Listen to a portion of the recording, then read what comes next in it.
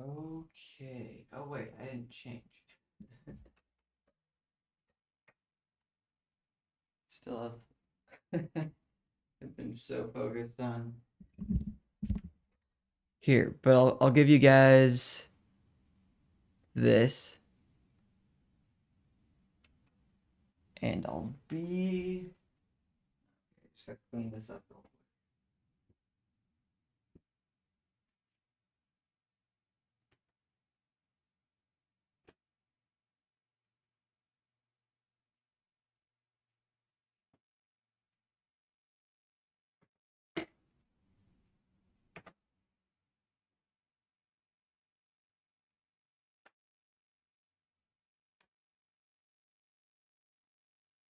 Let's see.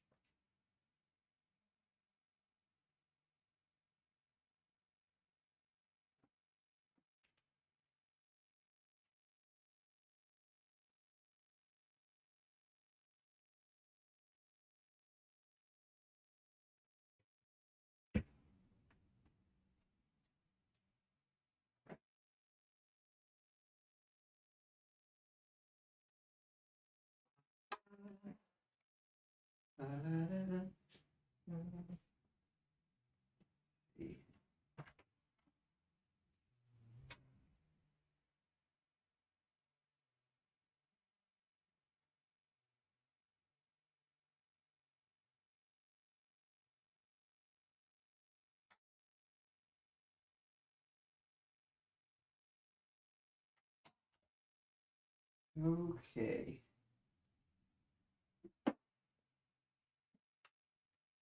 Just about.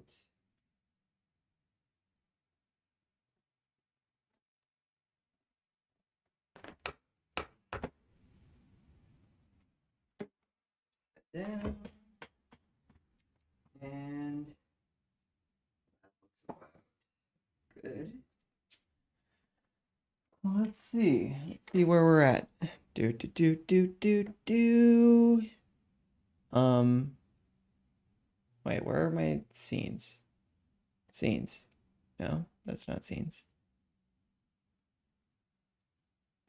I really moved a lot of things around, didn't I? Oh wait, scenes. And da da da da. I missed the notes there. Wait, when I click back on this, does it start over or is it? Oh, it's continuing. Let me just tell it to boop. There we go. But we actually want this. And let me move that out of the way. Okay. Things are looking good. Hide that. Okay. So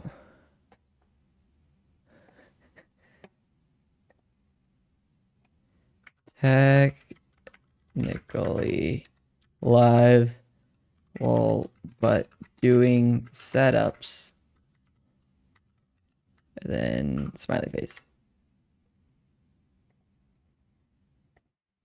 Put that on Discord. Okay. So I think we're all good here. I think we're good here. I think we're good. Unstable events. What does that mean? Oh wait, but this is the current one. Oh, that was when I was testing all the servers. This, does it say what latency it is? What if I go to my stream? How delayed is it? 1, 2, 3, 4. That's not so bad. Except my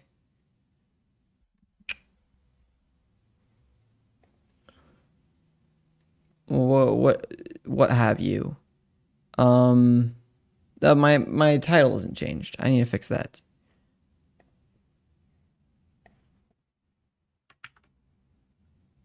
And that's a dangerous thing to show on screen.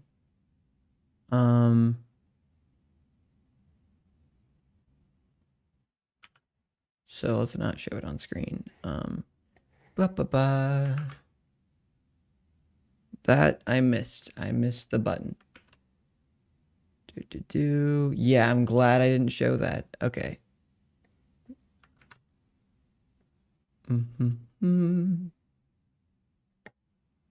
Where's the other thing?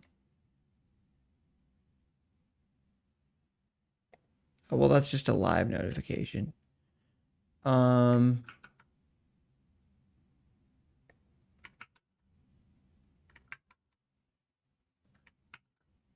Remove Lethal Company since we aren't playing that. Done. That'll be good. And let me clear my clipboard so I don't have stream keys in there. Okay. Quick. One of these. Okay.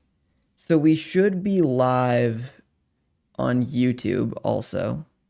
What's the delay on YouTube? I wonder. Also. 1, 2, 3, 4. The same. It's the same. Oops, I don't need that. Let's see. 4 is not bad.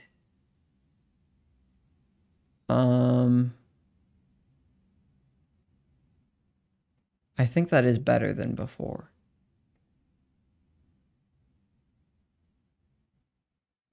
Four is pretty quick. I'm not too mad about that. But here's the thing that I'm doing, which is, let's see.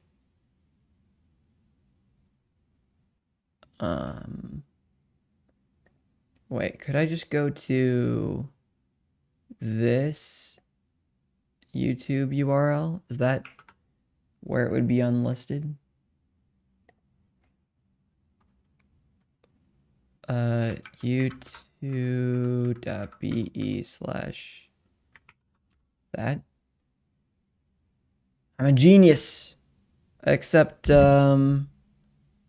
it's not live.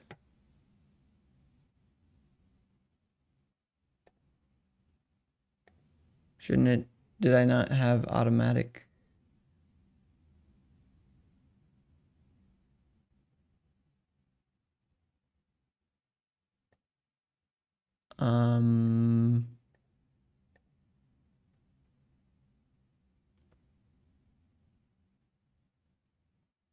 Oh wait, I don't need backtrack. Don't do that.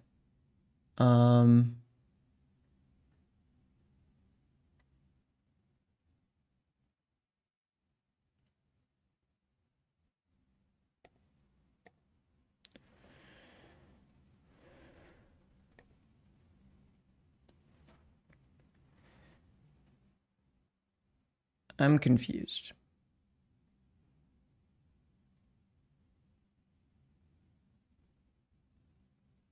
Okay, well, it's obviously not recording or here. You guys can see this. You guys can see this. This is what we're working on. So, I have this vertical thing here, which is why do I have so many of those open? Streamer bot and okay. I could just click these buttons, but I want it to be automatic. So it should.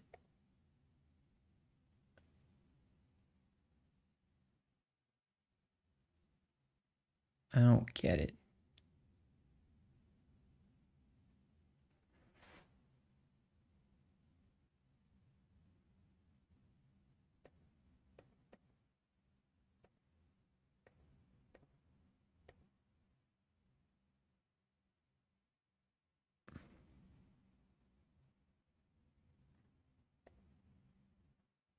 Oh, it just has those as a drop down. That's nifty. Okay, but wait, that's legacy. isn't it? Well, didn't I paste that in there though? I don't even know, man.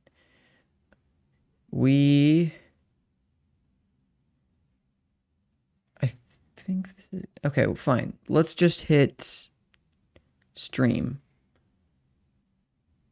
and now we have this vertical stream. There it is.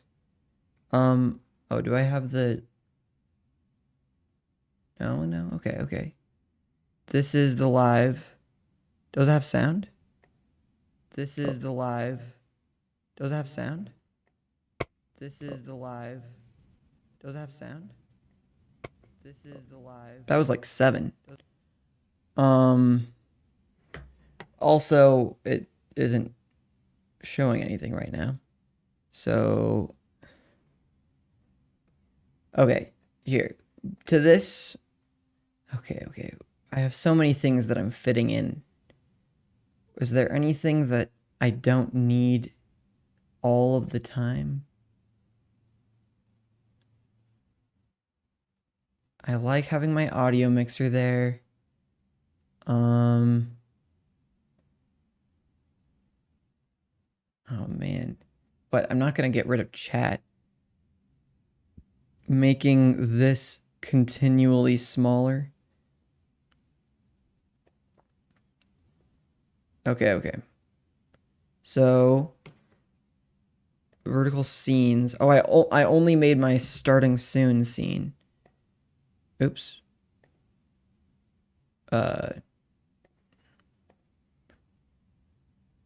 Which has our infos. Oh, I was just adding the chat, I guess. Does it need chat? It would have its own chat at the bottom as shown by this. But if I have chat on there, it indicates that there's something else going on. So I'll just stick it like right here-ish. Oh man, except new chats come from the bottom. Yeah, maybe that just doesn't go on there.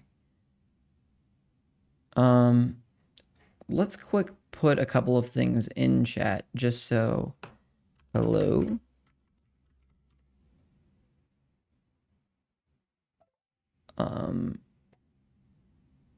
And that made it here. And that made it on stream. So that's good.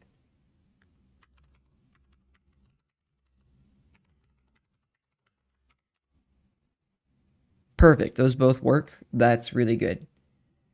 I'm glad that didn't take extra setup. Social stream for the win right now. Even though it took ages to set up. Okay. Can I...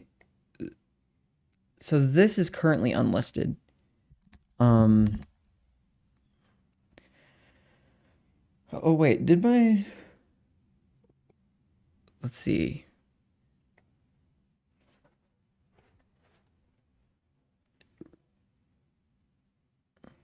I would like to... What is this button?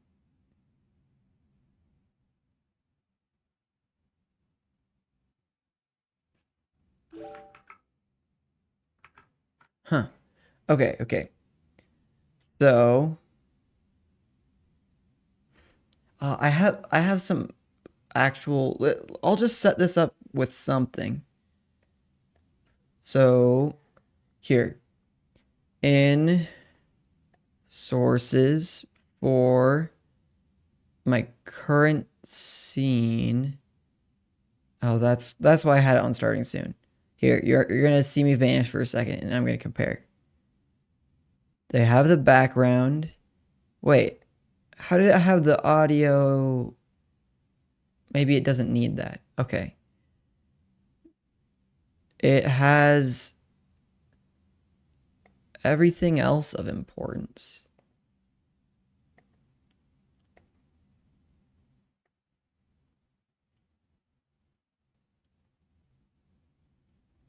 Oh, it doesn't have alerts come down. So we're going to add that. You'll see me in just a second, I promise. We're going to add the source, no, the browser thing, alerts come down. And I'm going to stick it right there.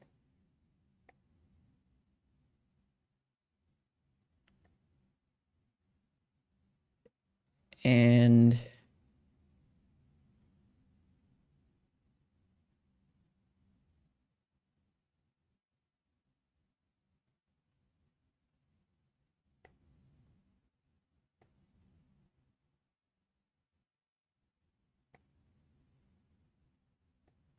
okay, that's looking right now. Title, description, starting soon. What's this? Oh, that's old. Let's get rid of that. And perfect. Okay, now we'll switch back to this one. And now I'm going to duplicate this scene and call it gaming 16 by 9. Boop. Now we can start making this its scene. So for this, I kind of feel like these things are just going to be gone. Unless there's room vertically. Okay. But infos, alerts come down. Infos again. That doesn't need to be there. Title. Title. Wait, where's social stream? Let's put that up here for... Okay, description, featured chat. I could add featured chat. Browser source, featured chat. That goes underneath description. Actually, it should just go above social stream. Featured chat. So, oh wait, but I don't have my... Oh, hello, Dharma. You're featured chat now on both streams. Welcome to the stream. Wait, okay, I should have seen you there. I just didn't. Maybe I need to turn up my volume because I did not hear you. Wait, and that seemed like you reacted to that a lot quicker. Tell me what the delay is from your perspective. I counted 4 seconds when I was testing it, which was a lot better than what it was before. Okay. We featured strategy, social stream, description, title. Where's my other background? Oh, it's not on here because, of course it's not on here, because there isn't one there. Now, content. That is the probably most important part, which is a source switcher for content. There we have it. Look. Okay. The starting soon right here is definitely going to go away. Oh, that doesn't need to be on this scene. I probably... Well, wait a minute. So this doesn't have my camera on it, and it's rounded. Where was my camera source is camera faded. So let's add the scene camera faded, and now look, we have a thing here. That's gonna need to go above background at least, but what am I gonna be in the top for this one? Or in like the like this or something? What does this look like with the overlay on top?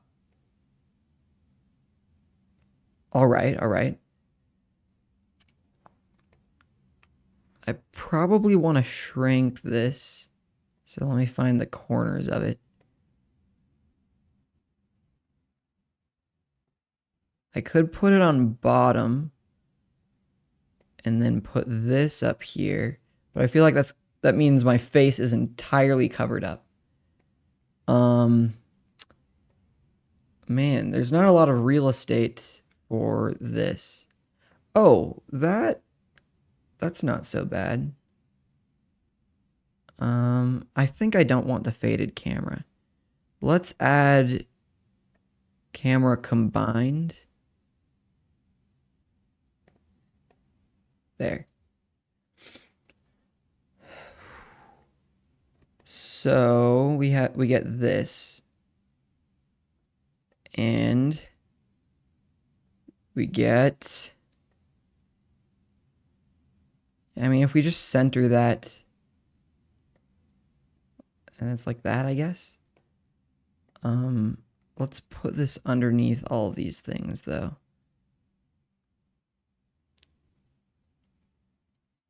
That on top of my head becomes a little distracting, so I'm gonna do this. That's actually pretty good. So that'll look kind of like that. Not bad, not bad. What does that look like if I switch to something less busy? Like if I'm working on this, for example, I have to full screen it, or else there's a little. Oh, it's so tiny.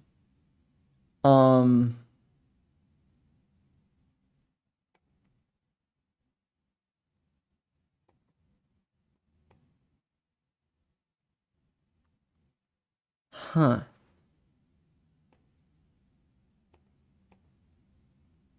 That's okay. That's probably a little bit better.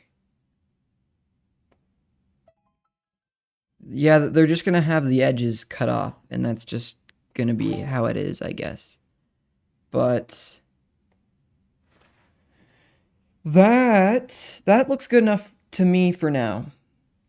Is like 1 second between chats. Okay. Well, that's really good.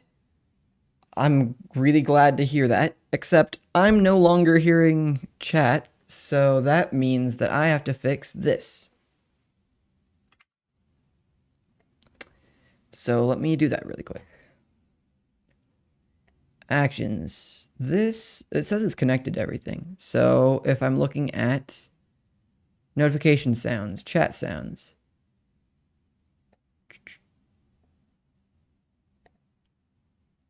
this should be working. Wait, was I just being deaf for your chats? Smiley. No, that's not me being deaf. That's me not hearing it.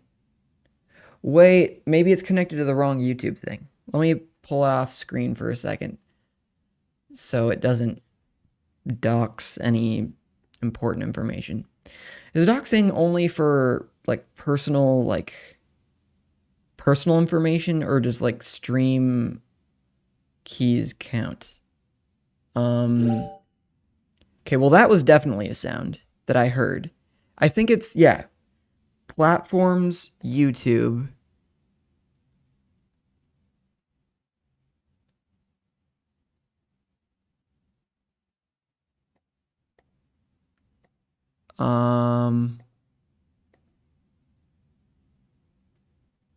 Cause wait, yeah, Twitch.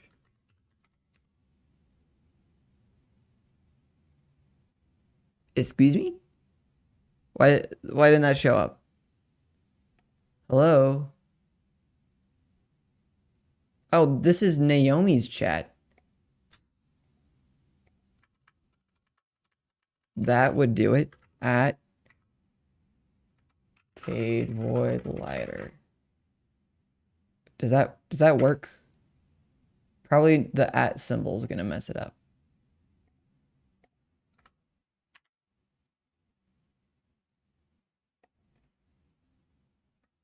Twitch. There we go.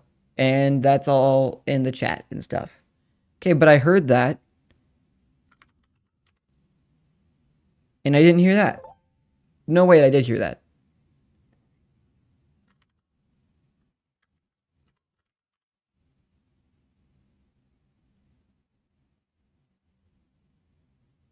I only didn't hear that one. Okay, okay. Can I make this make sounds? Ding when a new message comes in. Okay, okay. New thing. We're turning off... What? What am I turning off? Raid, shadow, no.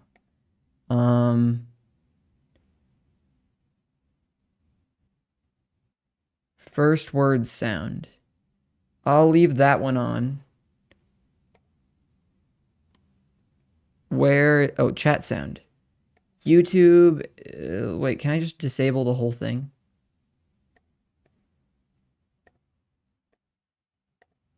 There. So now...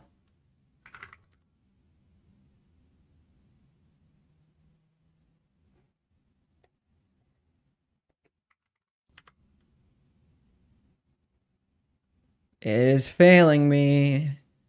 But I might have just turned OBS sounds all the way down.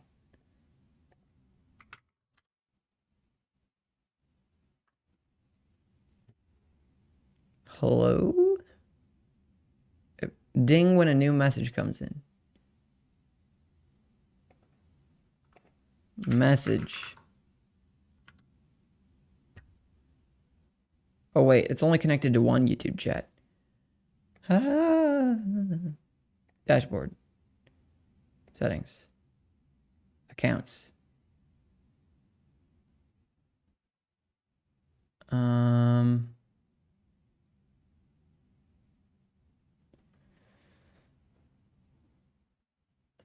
This is whack. I officially declare this whack. Oh, but this stream I can make public now. It's currently unlisted, so I can just edit and make it listed, right? Public. Woo! Save. Now, if I just go to my channel, it went here. My channel. 1, 2, 3, 4, 5. Okay.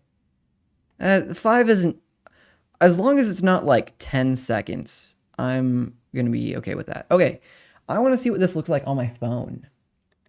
I feel like that's the real... My phone is still in sleepy time mode. Oh wait, I just turned off link to Windows. Where is... Oh, it's not in sleepy time mode. Oh yeah, it isn't. Okay. YouTube. I have to frequently re-hide the YouTube app from myself. Here it is. So that I don't go to it out of... Okay, let's see. Yeah, I'm live twice right now. Which one is vertical? This one's vertical. This doesn't seem like a YouTube short stream. It just seems like it's vertical. That's not very long. 1, 2, 3, 4. Okay, that's fine. Live chat. Is it because I clicked on... I don't... I want it to be in the YouTube Shorts feed. Otherwise, there's not really a point. Did I... The enable auto stop, I'll leave that up to you guys. For most people, I recommend turning it on. Otherwise, you'll have to come back into the stream dashboard and click on the end stream button to really end your stream. But keep in mind, if your OBS crashes, it's Wait, connected to YouTube chat successfully, it just said. Wait. Is it in both chats now? Maybe it's in... Oh, that's not the one I wanted to go to. Please pause. I would like you to pause. Thank you.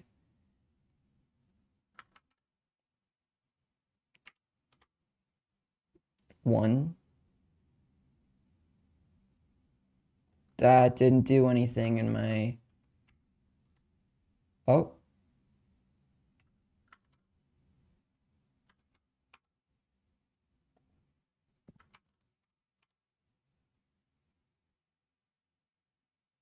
Big O and little p. Okay. That means I have all my chats here. That is good enough. I will be satisfied with this. I'm glad to see that that app works. Now it is time to tell people on Discord that I'm actually live. At stream pings. Awesome. We are set up. Let's get down to business. I think I've got a buildable game idea. Okay. Perfect. Perfect. So, let's get down to business and not get copyright struck. So, interesting that this, like, now I have a square version of this too.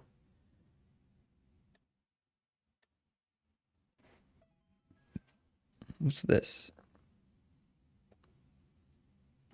Oh, that's probably just the, wait, record. Oh, virtual camera. Vertical settings, huh? Okay.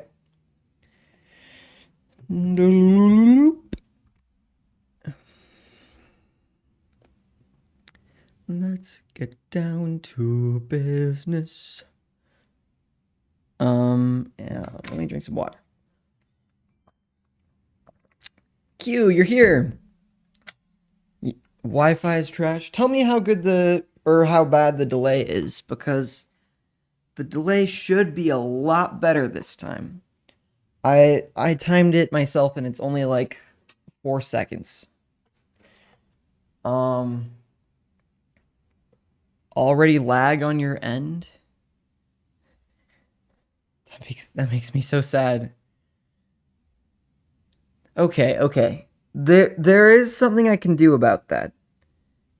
I could stream on Twitch. Okay, delay isn't horrible. Wait. Do you mean buffering lag? Or, okay, delay isn't horrible. Because what I could do is stream in 720p instead of in 1080p. And that might make it... Oh, but if I wanted to record in 1080 and stream in 720, I'd have to use twice the amount of processing. Presumably. Buffering lag. If I go to me on Twitch, I will see that the quality... It looks like you can pick different qualities. So... Okay, so maybe I don't need to stream in that. Oh, I would like... My chat doesn't show who's subscribers. But it does show. Okay. Let's get down to business. Oh.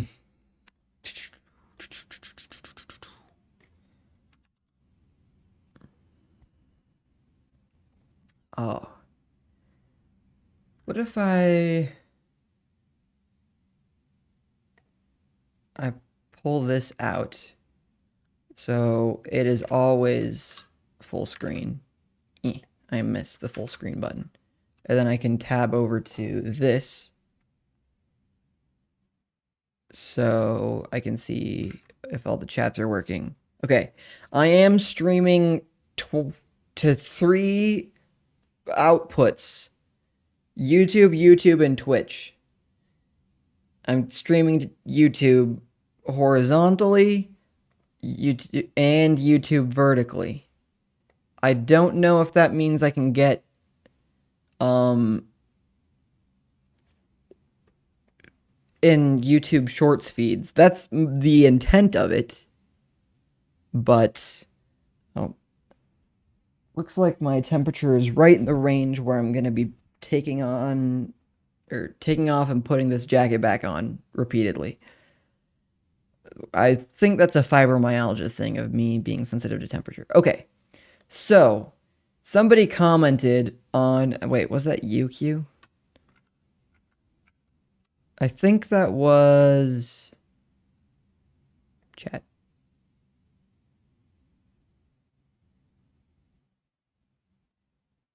It was Too Cool 11. Wait, is that...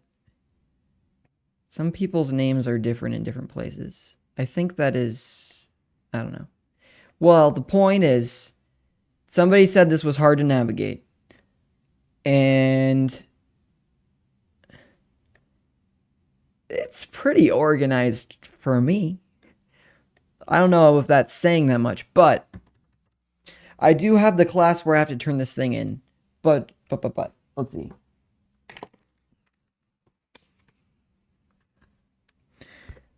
Man, look, I used a paper book.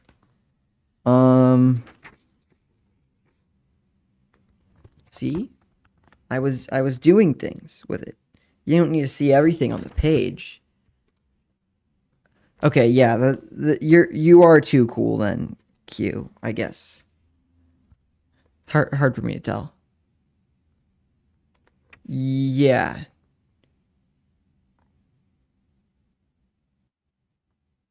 Okay.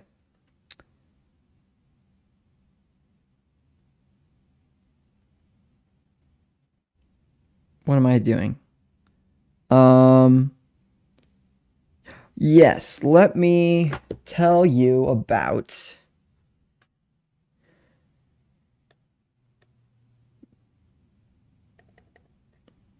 Super Minecraft Galaxy, which is a silly name that I think invokes the image of what I'm going for, which is to say, oh, I also have some Notion things about this. Oh, don't put that over here. Wait, no, this is the wrong guy anyway.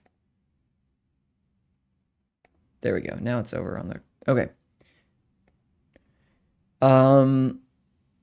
Maybe I can copy and paste something. Well, it's all in my brain too, so I might as well write it out. Let's grab one of these boxes and let's go. Make sure it's almost big enough that I can't read it, so you guys can definitely read it. Oh, except it's cut off on the... Okay, about like that big. Okay.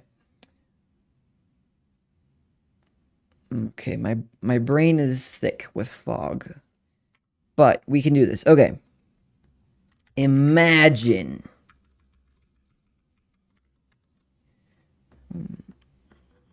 Is my keyboard... Oh, it's sitting on top of the cable, maybe? There we go. That's better.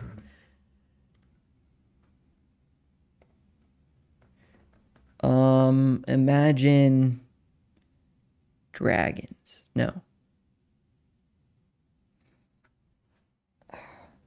Dang brain fog. Okay, it's all in my head. Super Minecraft Galaxy goes like this.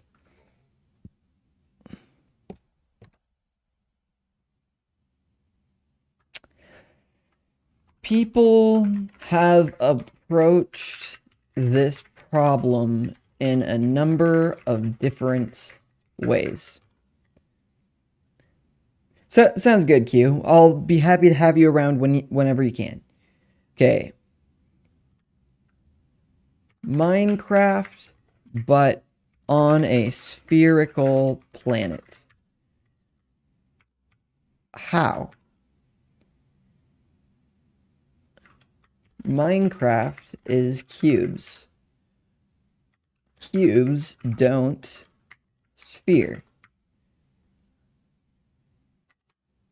How can we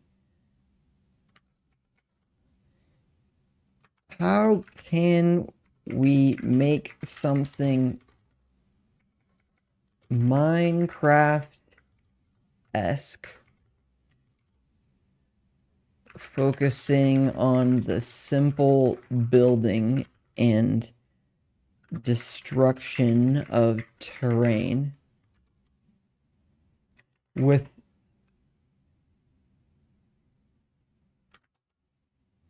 on a globe without compromising on that simplicity?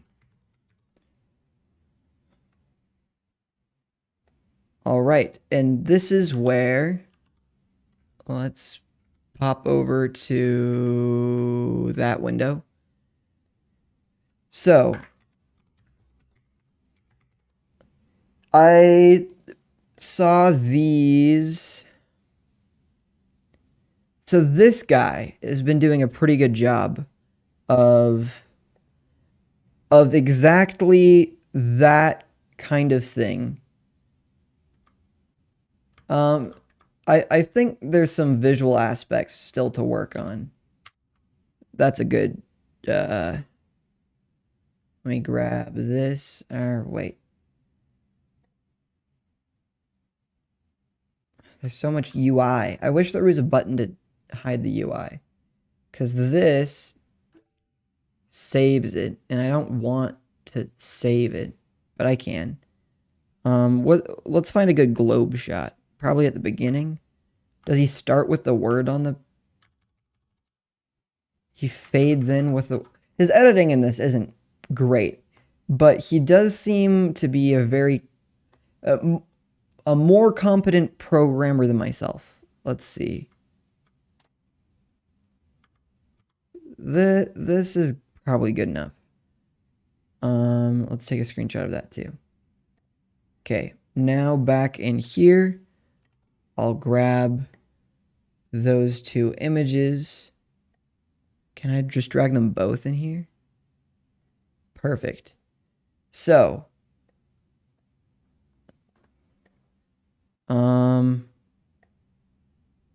let's put them about that size.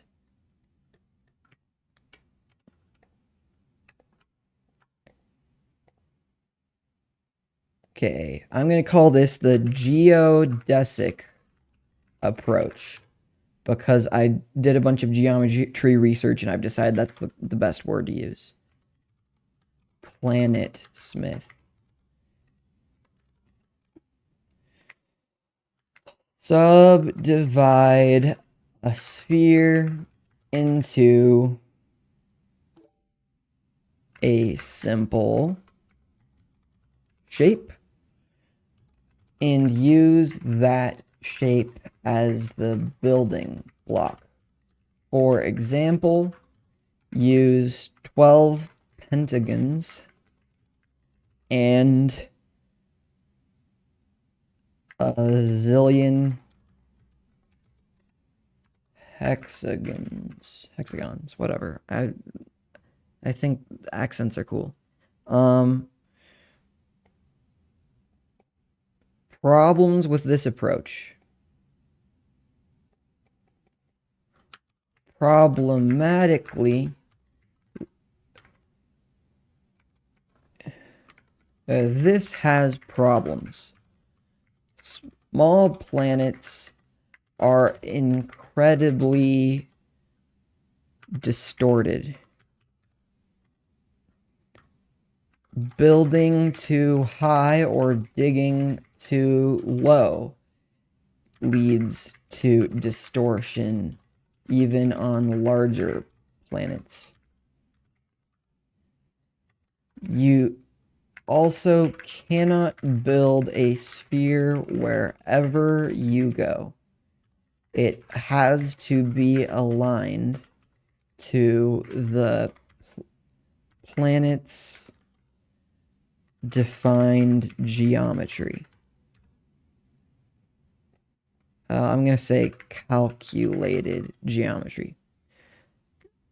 So, I'm not going to take that approach. I'm going to call this the voxel approach. Or I'm going to call this the strict voxel approach. Just use cubes. The whole sphere is just cubes. This might have more problems.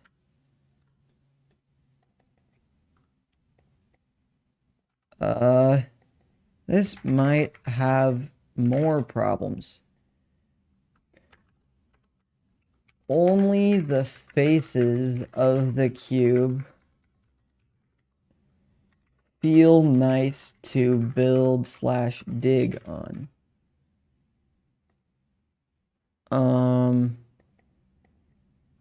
The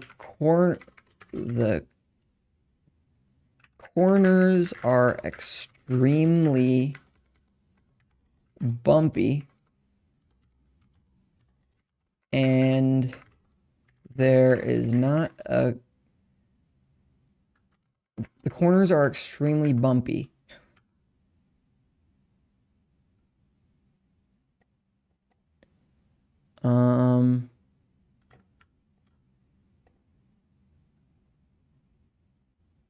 Let's see. You can... I think this would just be white. You can, however, please get rid of the UI, build anywhere.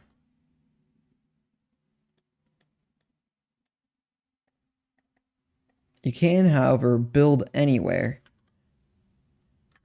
if we call a cube a sphere.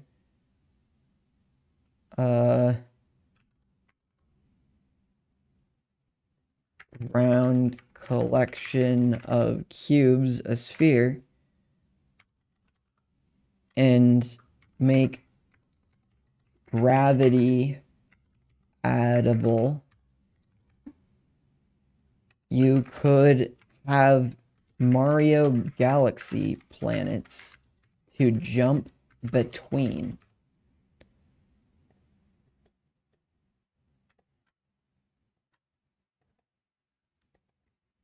Loose voxel approach. Or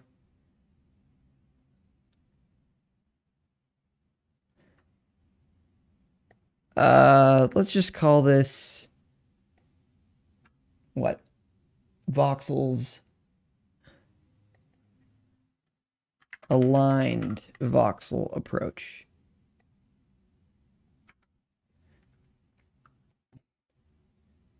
Take the strict voxel approach and add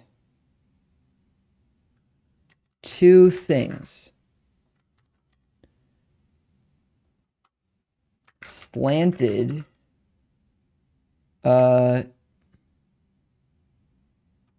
ramped cubes and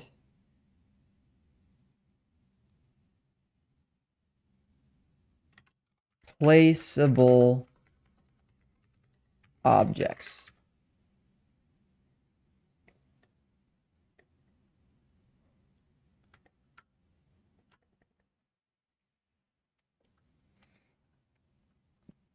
In terms of our world,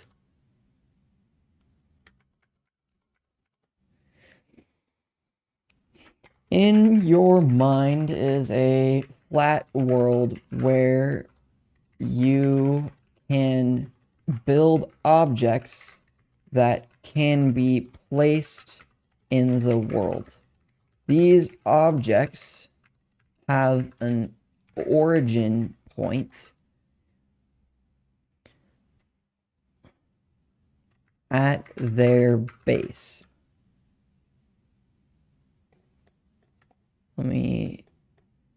So imagine I build a Minecraft tree.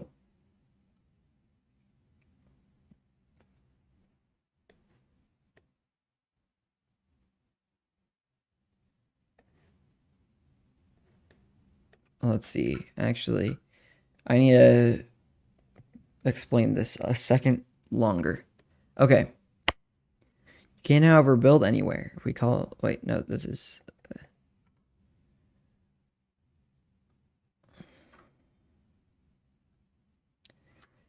If we take those ramped cubes... I should probably draw a little diagram here. Shapes. Hold shift and there a cube. Perfect.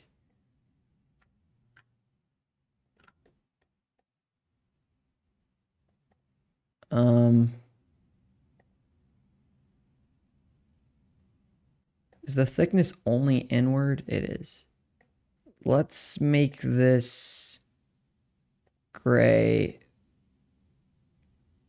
with no border.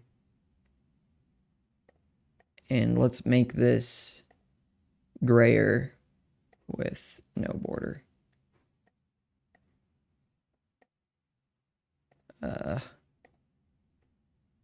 Or gray and black, I guess. Or blue and also blue. Yeah, that'll work. So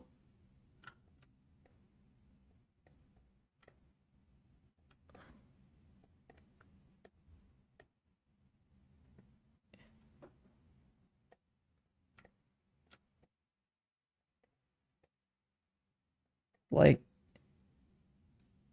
this is aligned voxels,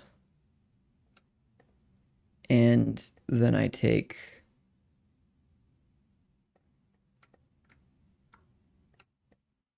like this, and then like this. And let me shrink that down a little bit. So this is the strict voxel approach. Now,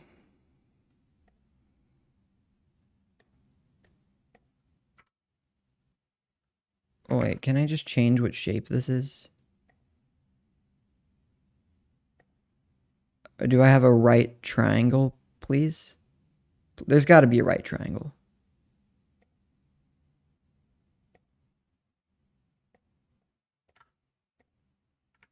There's got to be.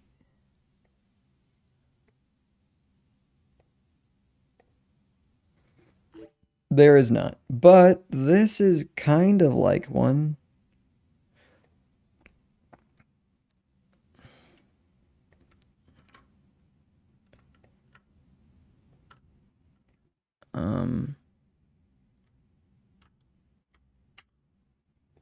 Okay, oops. I want to send this to the back. What's the shortcut for that? Send to back is page down. I don't know where I have that keybind.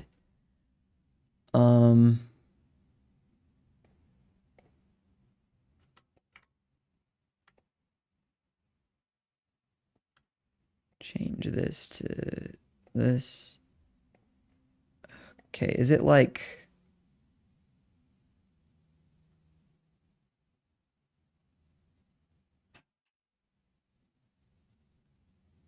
I don't know. I'll just click on it again.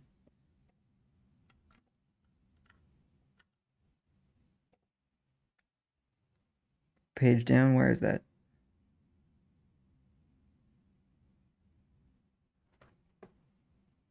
There. Okay. Now, here's the thing that I want to do with this.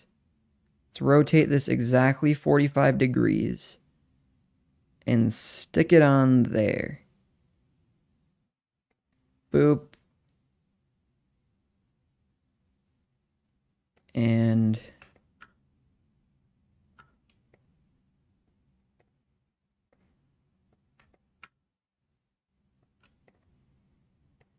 then I take this. Hey, welcome, do you know that, to the stream. I am explaining a thing. Okay. This is my idea for how to make a spherical Minecraft. Which is not something that hasn't been done before. Here's an example of Planet Smith doing it with hexagons, which is a very interesting approach. And there's only like 12 pentagons around here in that, like, he made a Minecraft with that. I don't want to have the same flavor or like style as Minecraft in the same way. We'll see, but this is what I'm getting at. If you tried to make a sphere with Minecraft, the best you could do is like this.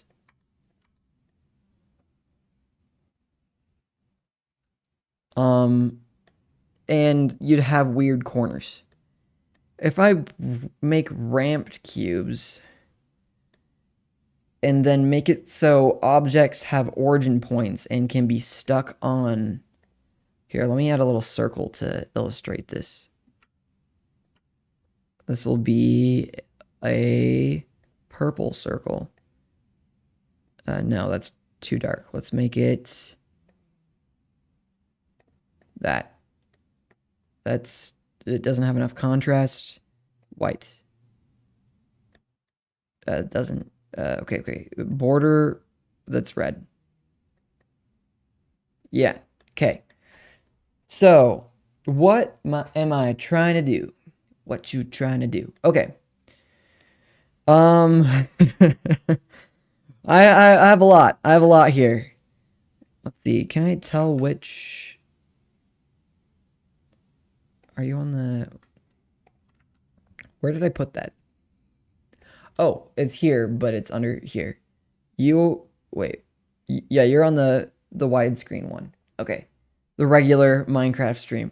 Right now I'm streaming vertically and horizontally because I wanted to see if I could pop up in the shorts feed too. I don't know if that is working just yet because it looked like a regular stream on my phone. Okay. We're in deep at this point. You can access this in the YouTube description or from the Discord. To get at the basis of where we're at is this. Welcome to the stream, patroncito. That's the best way I know how to pronounce that. So here's what we're doing. We're making a game, but we want it to be good. But good in the sense of good for people, not just good to people.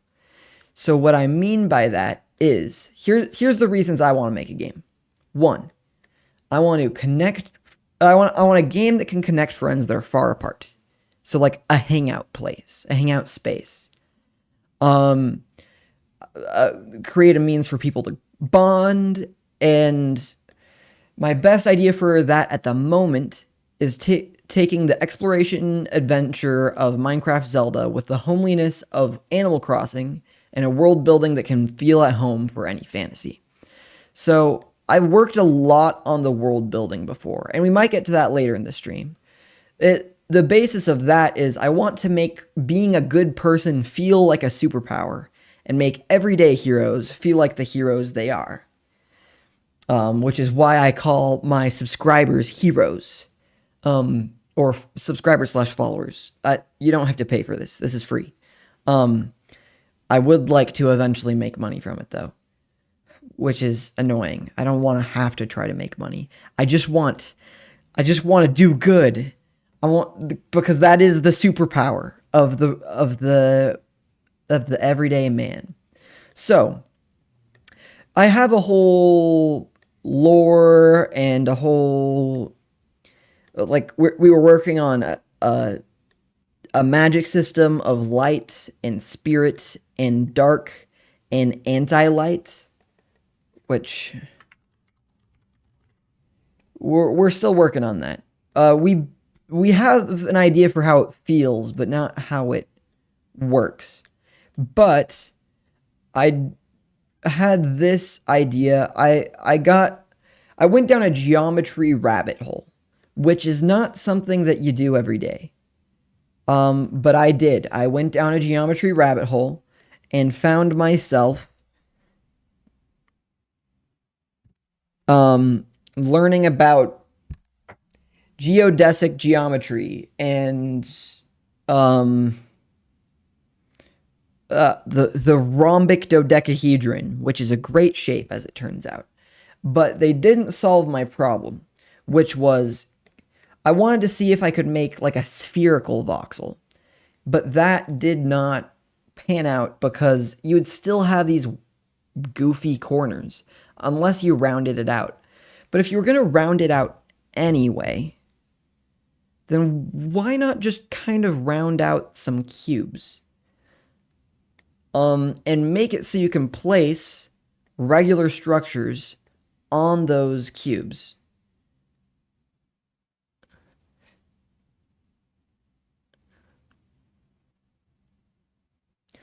There are even several ways that I could approach this, but this is something that I can start with. Well, I'm getting a lot of new people. Is this... Wait, magazine.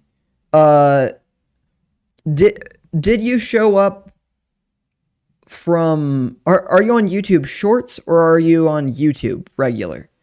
Because you appear to be in my vertical stream, which is the first time I've ever done that. So I'm really interested how that is working for you and how bad the delay is. I want to make this a good experience for you guys. Wait, if you were on the vertical stream, could you... Yeah, you can barely see the... Oh man, it's like kind of cut off, but it's hard to make it into a thing. You were in my recommendations, but so like you're on YouTube Web. Okay. Interesting. Well, you still found it, which is good. And it seems like more people have been finding it today. I'm not actually sure why. But interesting. I want to know if this can pop up in the shorts feed. I might have done it wrong for that. Delay is about 5 to 10 seconds. Okay. I'm not hearing your messages, which I am not a fan. I want to be able to hear them. Oh, I tried to fix that and then I didn't. And then wait. Yeah. It's supposed to.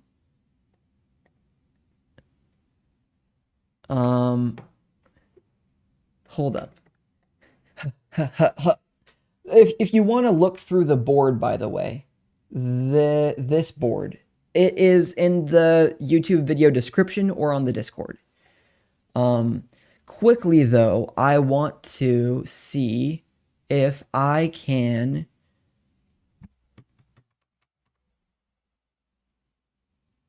What am I doing? I already forgot. Ding. I'm making sounds. Audio.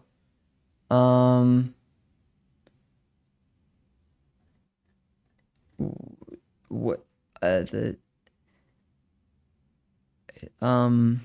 how I want to output the audio. I have a replay buffer enabled. I do not need that if I'm not using it. Monitoring device. Make it cable.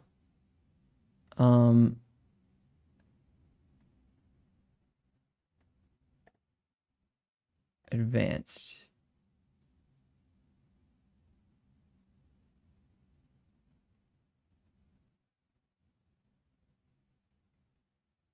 Oh, I don't have that enabled.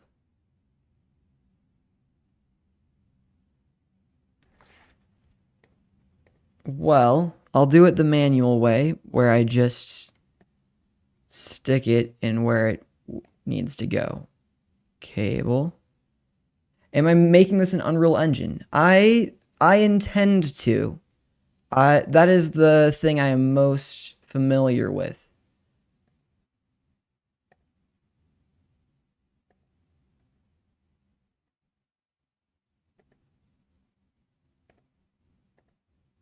Okay. Does it make sound? Sound? I don't hear sound. Sorry. I'll just it's supposed to wait, unless it is remote app audio. Where is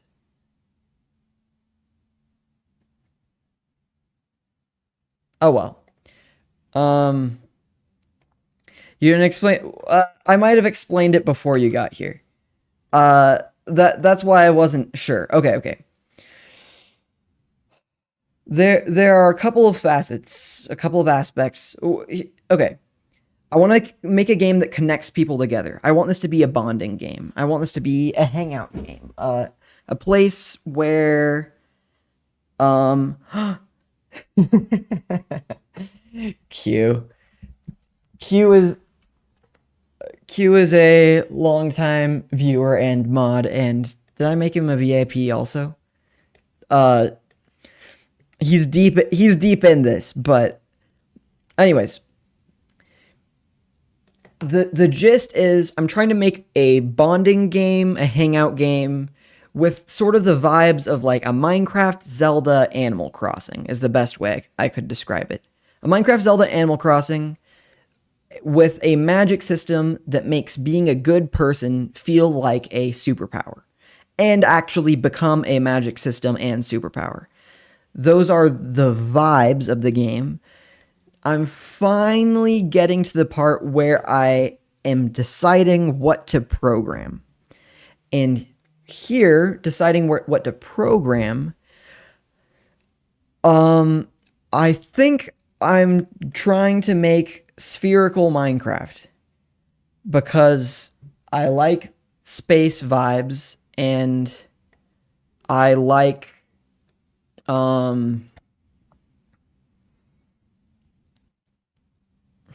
space vibes and I like what was I gonna say? Another note, I have a disability called fibromyalgia, which means I have chronic fatigue and brain fog, which is why I lose my train of thought easily, which is infuriating when it happens. It's chronic, it doesn't always happen, but it does happen. So, chat's help to know what I'm talking about is always great. I'm trying to make Mario Galaxy planets, but in Minecraft. You know how fun it is in Mario Galaxy when you're like on a sphere and you like jump and you go woo and it's like fun?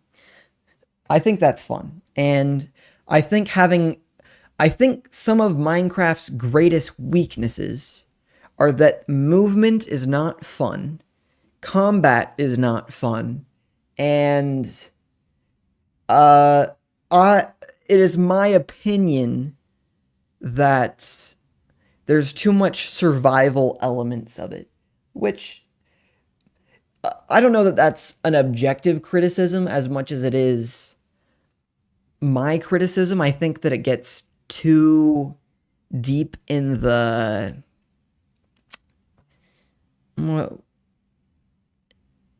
too deep in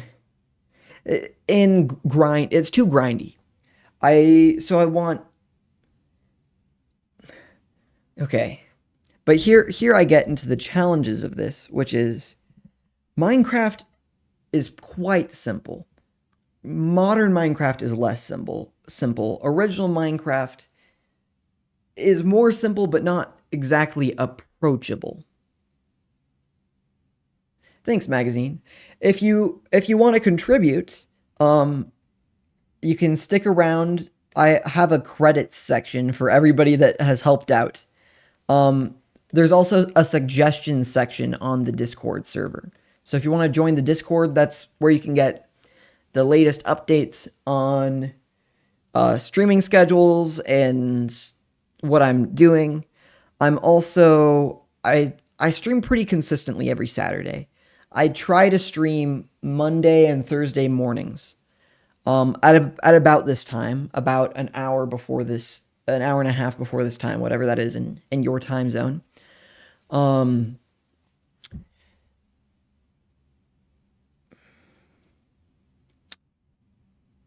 And I'd love to have you around. Well, that is the beauty of this magazine is you don't have to know programming in order to contribute ideas. The best kinds of ideas are the kinds that save work. Most ideas are like you just add more work to things. Hey, Atlas, you're here. Welcome. Most ideas are just like content, more work ideas. Ideas that save work are really rare. But think. I gotta remember how to think. But just about everyone can. I can give them a lore pitch and they can have thoughts about that. And I can be like, those are good thoughts. Let me change that. Hey, welcome. How do I say that name? Lace Boric? Lace Boric? You're gonna have to tell me. What game am I making? The gist is... oh yeah. That is funny. Magazine, I literally said the one thing that you claimed to know when you said that. So maybe you can help me with the programming too. Which means that you might have ideas on hard C, Lakeboric. Lakeboric? Like that? Alright. So the game I'm trying to make. Let me tell you the vibes. Vibes of Minecraft, Zelda, Animal Crossing, Mario Galaxy. And with the lore of being a good person gives you superpowers. That's how I'm narrowing it down. At the moment, I'm trying to decide how to program spherical. First C is soft, last C is hard. Oh, but how many syllables? Just like spell it out. Like, is it lace boric, or is it lace boric, or is it? Should I just call you Lace? So, this is something that I could try to program. And I think it's probably a good idea. Lace? Yeah? Okay.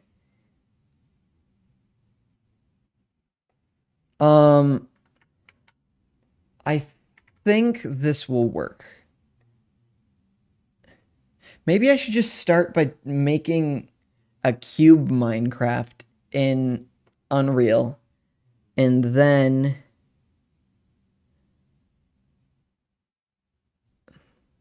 yeah, okay. Let me show you a little bit more what I mean, though. All right. Well, take care, magazine. I hope to see you back at some point. You could write music for me at some point. I'd be interested in that. I also like to compose music. Um, oh, my brain. Okay. Okay, yeah, yeah, go study. I probably got to keep stream somewhat short today too. I'll probably end, I don't know. Maybe at like 12:30 my time, and it's currently 11:42. So like, I don't know. So, if you can build Minecraft but with ramps. Here, let me try.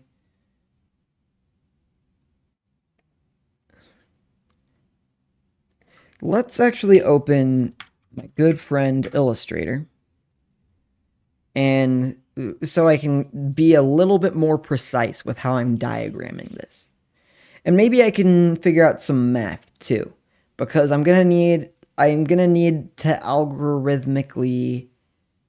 Okay, this might not be the thing I want to focus on today, though, if I'm being honest.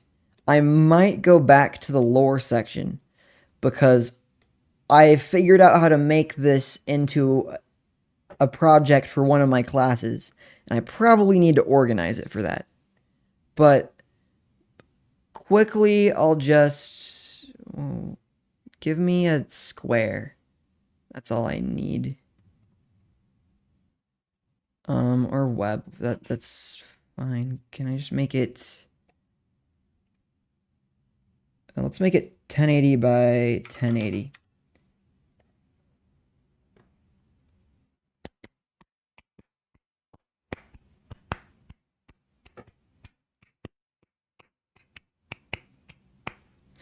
Okay, here we go. Here's what I am thinking. We have cube. If my border is...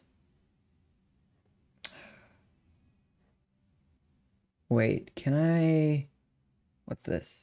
Range, workspace. Essentials classic. Does this give me all the UI elements that I'm missing? It does. Okay, perfect. What kind of game we making? Wow, there's a lot of new people to stream today. Welcome, Florian. We're making... Easiest way to describe where I'm at right now with this is Super Minecraft Galaxy. So like spherical Minecraft with Mario Galaxy Gravity. Welcome to the stream, Shiba. Bashir, I don't think I can help you there. There in the description there's a link to our Miro board which you can look at and see all of I mean there's a lot here. Basically we're trying to make a hangout game where that's really accessible to people. But I like a lot of the things Minecraft does. I like a lot of the things Zelda does. I like a lot of the things Animal Crossing does. And I like some of the vibes of Mario Galaxy. So I was going to try and take those and turn that into a spherical Minecraft, which has been done before, but I'm going to take a different approach that I don't think has been done before. This guy, another person made a game called like Planet Smith. They're still working on it. And they use hexagons for it, which are cool, but I don't like hexagons as much as I like cubes. So I'm trying to rectify that. So I want this stroke to be aligned to that. Oh, it wasn't selected. Stroke, I want it centered. There we go. Now I can make cubes and it's all good. The dimensions of this, let's just make it 100 by 100. Where did it go? Oh, I changed the position of it. I meant to change, or I'll make it 10 by 10. Okay. We have a plenty big workspace here. And now I can, oh, I do not, okay. View, I want it to not, wait. Does my grid snapping work? Okay, let's make this 0. Wait. Let's just make it a round number, 500. And a round number, 400. Where'd it go? This guy.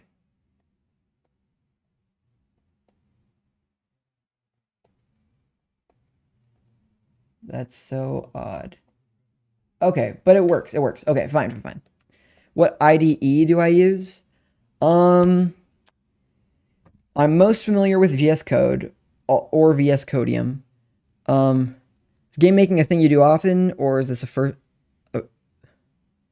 This isn't the first time that I've made a game using Unreal Engine, but I haven't ever published one. So this is going to be a first trash game. Bashir, I can't help you with translating a movie. That's not what this stream is. I apologize. Okay. Is this being restreamed? I am streaming it twice. Let's see. We are live on Twitch, we are live on YouTube vertical, and we are live on YouTube horizontally. So, yeah, so you can join on Twitch. I think I think I left a that should be in the YouTube description. Oh, by the way, are you guys discovering this in a YouTube Shorts feed or not for everybody in the vertical stream? Which is being noticed by a lot more people. So, though Twitch does have ads and YouTube does not, because I am not big enough on YouTube to have ads. And it came in your recommended. Interesting. Welcome, Great Britain. I guess all of Great Britain is here.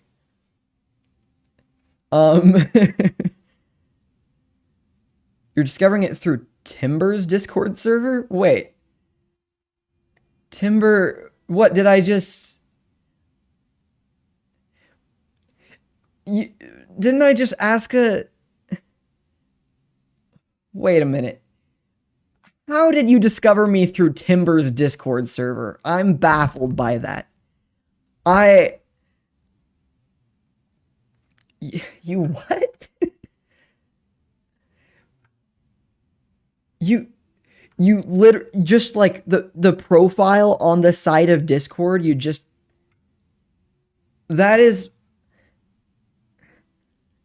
not a discoverability method that I would have thought would. I mean, I do put it in my Discord bio for a reason, but that's wild. Bashir is getting mad because I can't help him translate a movie. I just saw streaming making a game. Oh, wait. I can't even see what you said that got retracted. So I don't know if my... Wait. Oh, you just said same. Why would that be retracted? Odd. Okay. Anyway. You know what? I'm actually going to deviate from this. We're not gonna focus on the cubes and the math today. I'm gonna take you back to the worlds, because this is the thing that I need to turn in for a class. Which, okay, what is the game about? Well, we're just about to get into the lore of it. So, the quickest way I can describe the vibes of the game is I'm trying to make this a hangout game accessible to everyone, both you and your mom, because I want this to be a way for even non-gamer friends to connect over a distance. My best ideas for that are certain elements from Zelda, Minecraft, Animal Crossing, and Mario Galaxy are about where we're at. The lore of it is entirely unique. I created it. Uh, Several chatters have helped me with it. Welcome here on Twitch now. Um, your followers is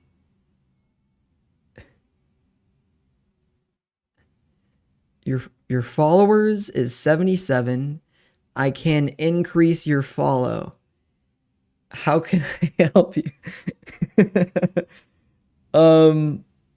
Wait, my followers is 77. It says my YouTube subs are at 65 if I'm looking at my at the top corner up there. Is that true? Hold up. Here's my vertical stream. Wait.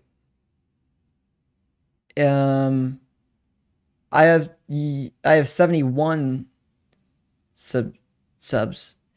Oh my goodness. Making this vertical thing, YouTube is promoting this. This is crazy. This is I think this might be more viewers than I've ever had. Though how can I tell how many viewers? It says 2 watching now. But there's it's definitely more chatters than I've had. Thanks for the follow. Phi Math Music. Thank you. I could have more subs if I just edited my YouTube videos, but I'm in school right now, so focusing on editing, I can find time to stream, but editing takes a long time. I think I even am good at it. Nice, Shiba. Thanks for the follow, bird. Wait, this is crazy. This is super crazy. I've never seen... Oh, wait. That's supposed to be on top. The follower thing. Wait. Alerts goes on top of that. Alerts goes on top of that. Okay, I'm glad I noticed that. I don't get followers very often. This is crazy. Okay, so the follower goal does go up. And now we're asking the same questions. All right. Maybe I should just have... No, I've gotten to the point where I can explain this quick. Okay.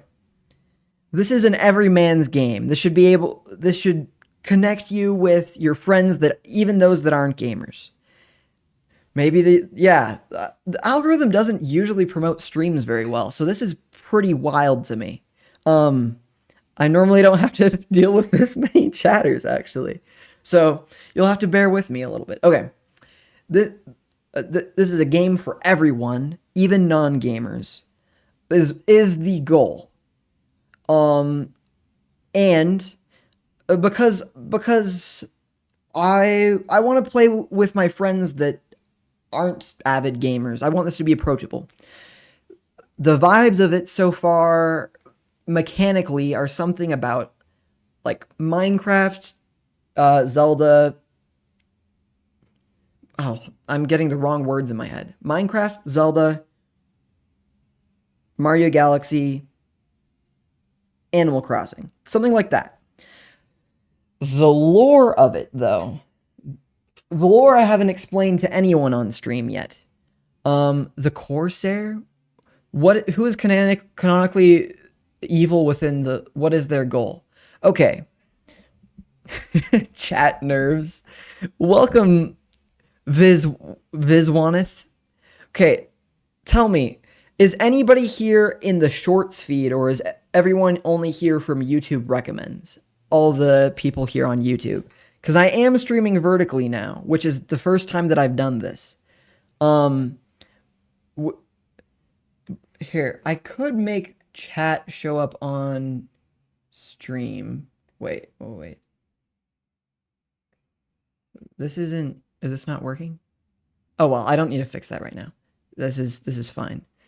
I I can tell when you're on YouTube when you chat. See above my head, you have the little icon. But if anybody's in the shorts feed specifically, I'd be interested to know because that's why I'm streaming vertically because I figure that that's how. Anyways, here we have my lore pitch. Okay. And by the way, names are TBD. I'm not sure that I want to call it light, even though that's the best. Well, you're right. I actually do have a little. I am getting a little bit of nerves. This is crazy. Okay. Name TBD. It might be too generic, but it's also pretty similar. Like, I might be able to give it a cool flavor. Like Avatar did for its elements, which were also generic. But Avatar rocks. Okay. Here, let me get into my... We don't know what the light is. Actually, that's a little too dark. We don't know what the light is. We know it exists in the best of people. Heroes, we call them. Some accomplish great feats and wonders. Others simply share a smile or a helping hand. Whether they appear great or small, each is a hero in their own way, and each enriches the world with more joy and more light. I'm grateful to have met so many heroes in my life. We may not know exactly what the light is, but we understand some things about it. Love is light. Caring for others, believing in yourself, believing that good things will come. For each, there is light. Light is a powerful source when wielded. By focusing one's light through will and imagination, the world is shaped. The special matter of this world responds to light.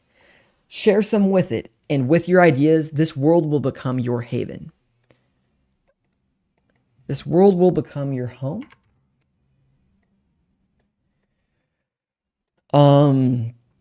In this world, all matter is made of spirit, including you and I. Let's call it spirit matter right here. Spirit matter can be influenced by both good and evil. With the light, you can connect with... Excuse me. Oh, Twitch people are seeing ads for the next 30 seconds. Doom scrolling before breakfast, and here I am. Wait, so you... Wait. Icy, are you in the shorts feed? Yeah, Twitch has ads right now, so now I'm just talking to YouTube people. Please tell me if you're in the shorts feed, because if that's how... If this gets into the shorts feed, that's cool. Okay. And Icy is not new to the stream. In fact, he... In your feed, yeah, okay, sweet. This is crazy. I have more chatters now than... The last time I had this many chatters was when I first started streaming on Twitch, and I made, like, all of my friends get on so I could get the numbers to get to affiliate status, which worked. But my YouTube still isn't there for that. Religious indoctrination. Okay, I do want to avoid that. So if it sounds that way to you, I do want to shift it. But the point of it isn't to be religious, but there are some things that I think religions have... I think there's some value in some of the things that they teach. Like, I think that...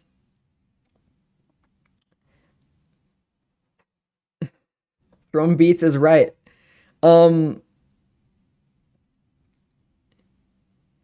Without kind players, game worlds are simply dark. Okay, there is a difference between dark and anti-light here. Spirit is probably the thing I do need to... Intelligence, what, I mean, essence? I don't know. Nah, essence sounds dumb to me. Okay, but hear me out, and I'd love to hear what, let's see, who was it? Okay, it was Phi that said, sounds like religious indoctrination. Because I do want to avoid that. This is supposed to be for everyone, but like I said earlier, I want making a good person to feel like a superpower and to be a superpower in the world lore. Over here, we had several streams where we just talked philosophy, where we talked about what is light, what is dark, what is anti-light, where I decided that light is about hope and love and honor and like identity and purpose, and darkness isn't evil, it's just being kind of lost, without identity, without love, without hope or optimism. And then anti-light is where we shift into actual like blocking or inhibiting of light or corruption of light, something along those lines, where you have anger, lust for power, hate, narcissism, disregard for life, murder, manipulation. Those are the kinds of things that, like I wrote here, dark equals not a good person. Dark equals not bad person. Dark is lost person.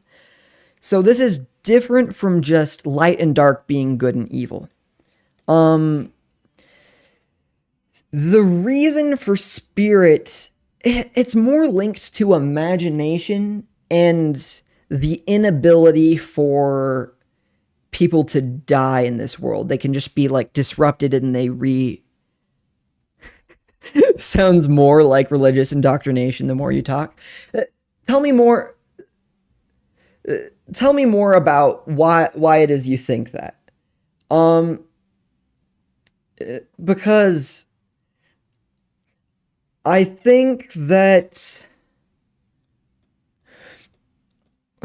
I mean, is there anything about this that you think is false? That you think is wrong?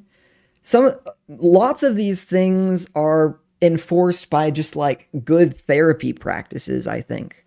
But there's also many perspectives that I don't know that I very much want to better understand, which is why I'm streaming this. If I made this all on my own, it would be just like this, and maybe some people would be offended.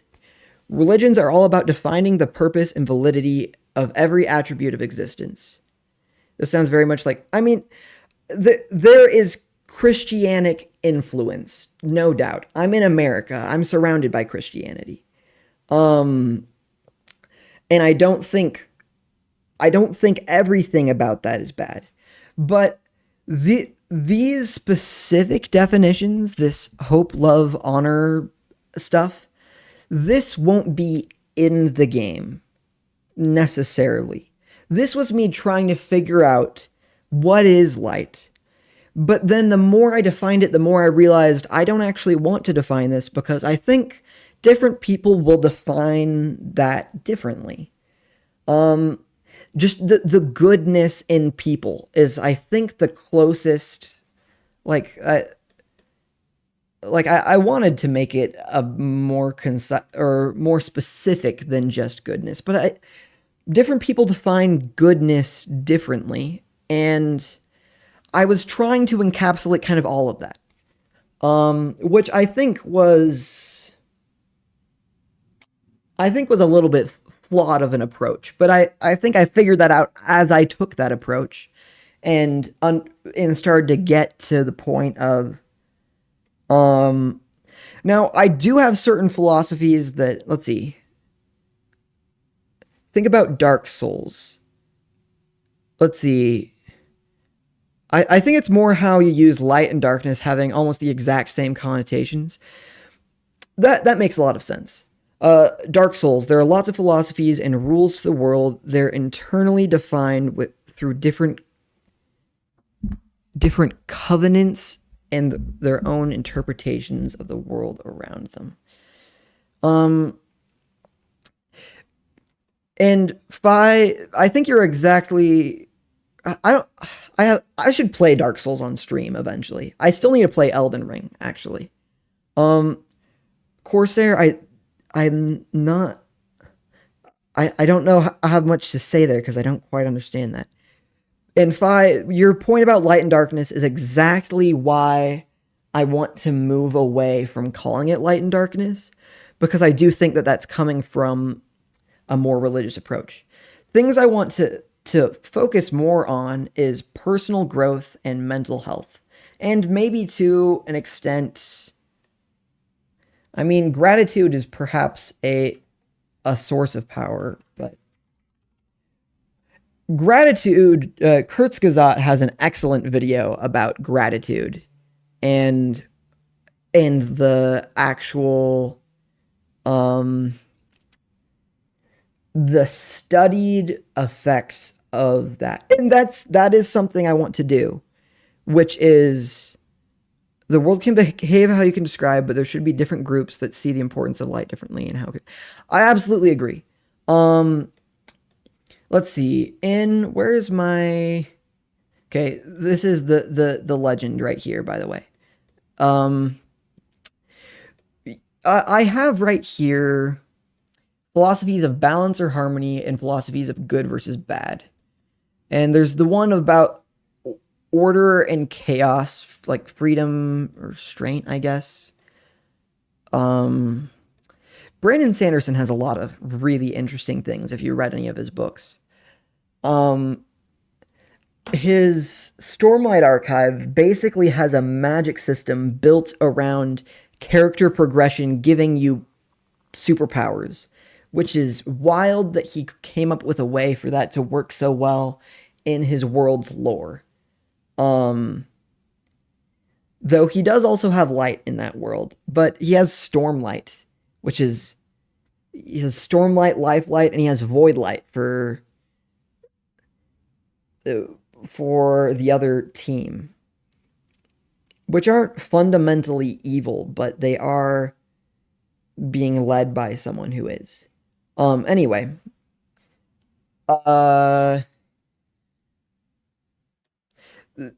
there's a lot of inspiration from Brandon Sanderson here. In fact, I think I even have. Where did I put that? Is this it? No. Me discussing time travel. I don't think this world needs time travel.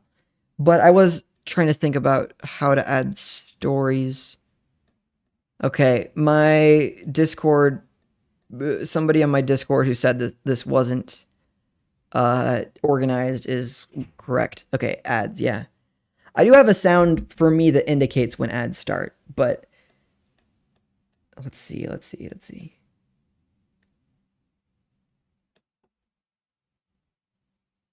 Where would I put that? It would have to be in story writing because that's what it's for. Not in philosophy. Dang, I actually lost a thing.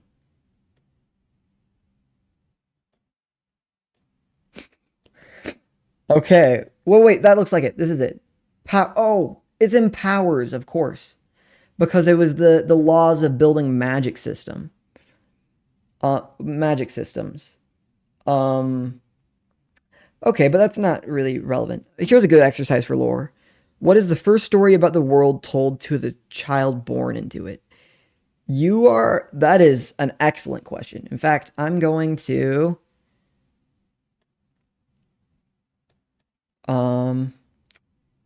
add that. I'll put it as, I don't know, like blue.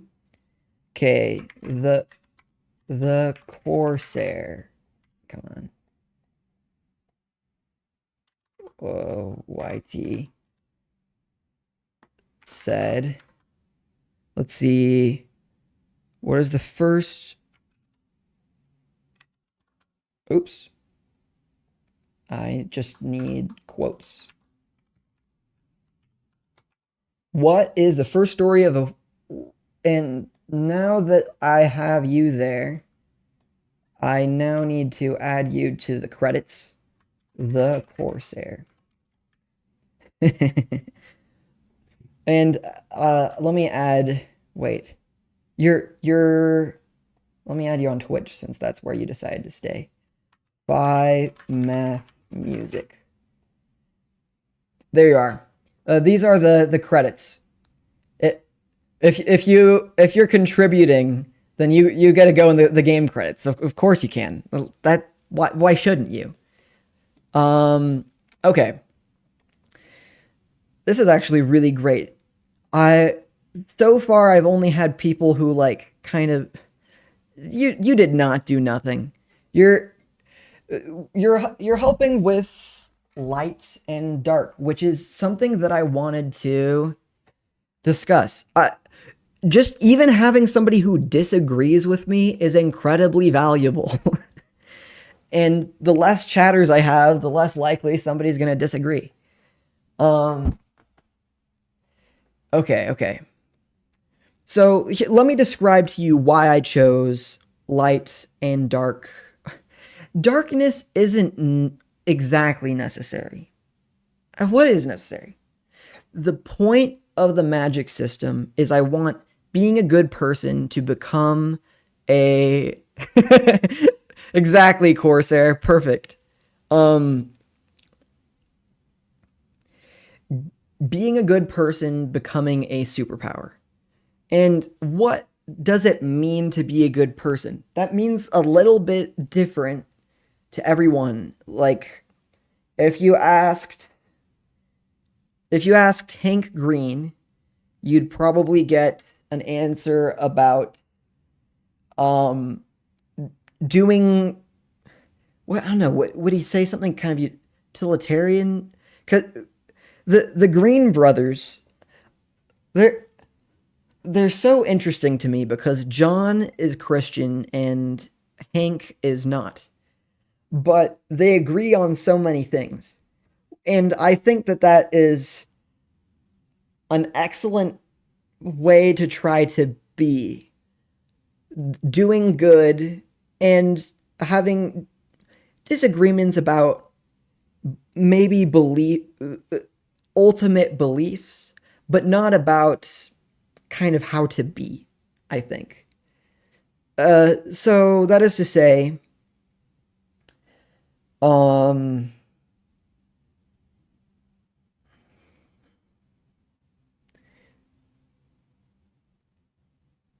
waste no time arguing about what a good man should be one. I love that. Let me, uh, wait, I'm trying to copy that. Why won't it let me? Eh, eh. Okay, well I'll just write the first two letters myself, and I'm gonna put that here.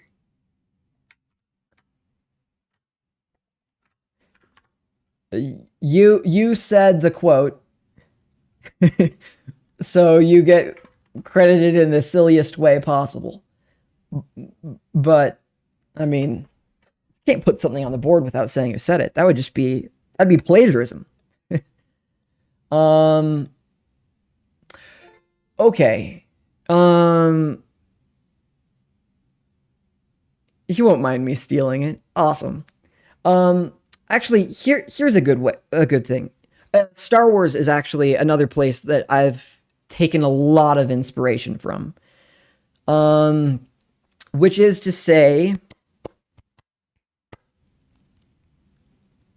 um, I think in the original trilogy, I really liked the light side and the dark side of the Force. Um, when there started to have to be a balance between them, I feel like it was like trying to be too many things. Call it a spark, but that's also Star Wars also stole from wait, Star Wars stole from Scientology? I have trouble believing that. Um wait, how long has that been around? Where How long has Scientology existed? I know Minecraft Star Wars 54. Okay. So it was before the first Star Wars. I believe Star Wars was far more influenced by Christianity for sure, and I think some elements of Buddhism. Uh, I don't quite remember. This would reveal my uh, the knowledge that I don't have, but I think it was Buddhism or some other religion around Asia. That's what I remember. Um, so interesting. I got a lot of discovery here in the in YouTube Shorts, but now the consistent people have shifted to the landscape things. Okay. Well, I do really dislike midi-chlorians. So, um, if I, yeah, okay. I do have some, I have bias. I do think that there are elements of belief that are really powerful.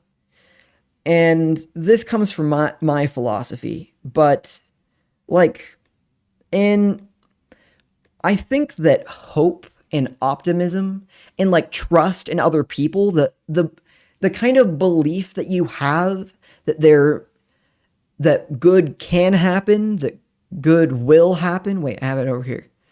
The good can happen, that good will happen to you and those around you, and that people will do good things. I think,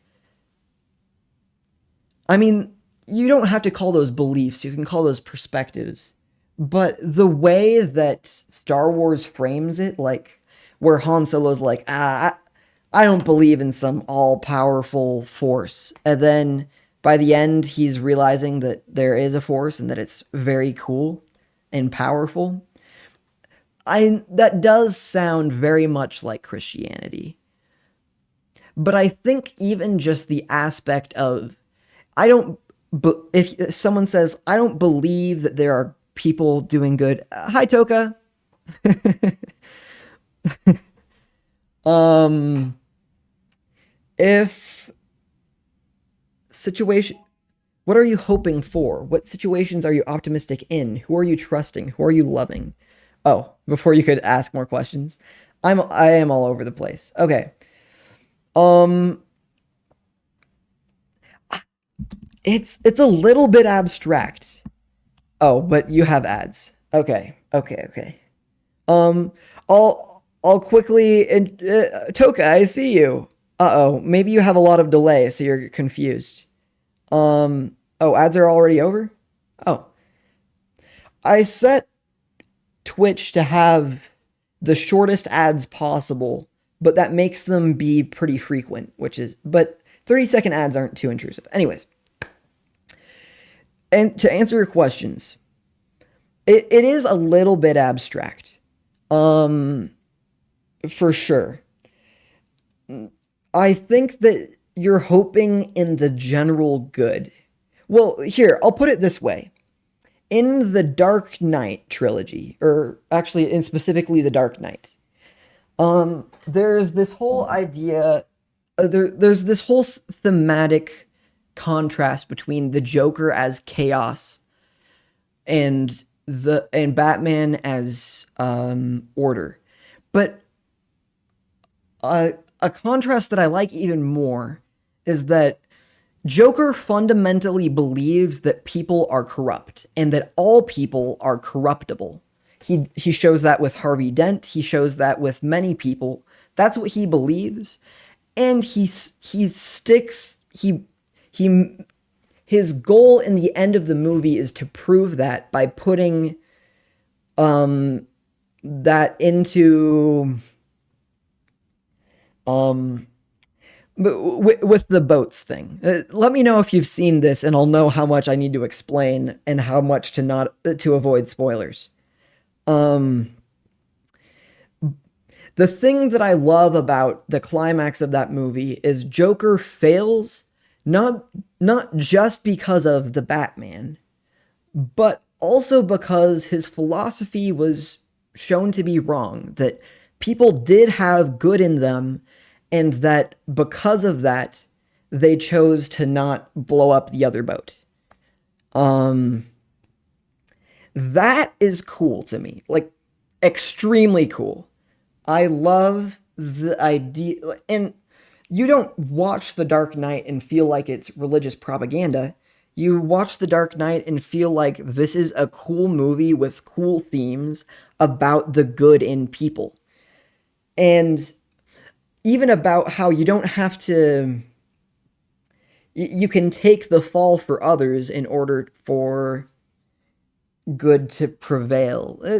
That's a more subtle or nuanced point that I would need to describe more to fully to give it justice. But the point is, the Joker believed that people were corruptible and corrupt, and Batman believed that people were good and that people can do good, and he did good. Um, so that is what is part of my philosophy of hope, of believing that people are good. So maybe I'll write that down actually. The belief that people can. Okay, wait. Hold up. It's not necessarily that people are inherently good.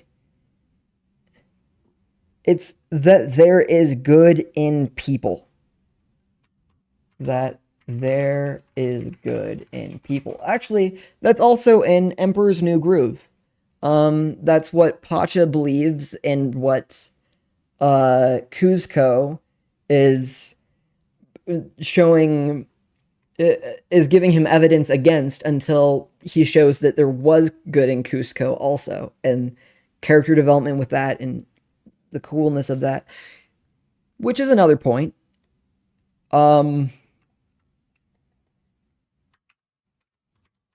Character development, or the growth of character. I think that personal growth and learning are beautiful things. So how does the philosophy of this relate to the mechanics of the game? Are there benefits to being on one side versus the other? Evil is only useful as a means to an end, otherwise no one would be evil. Which is why I have this graph. Look at this graph. Hopefully that was sufficiently bad. Okay. Here is the graph of how this is. I kind of stole this from Star Wars too, but I also feel like Star Wars didn't use it very. Star Wars said that it existed, but never showed that it did. Which is that the dark side, you quickly gain power, but with the dark side, you more quickly gain power over the light side. But when you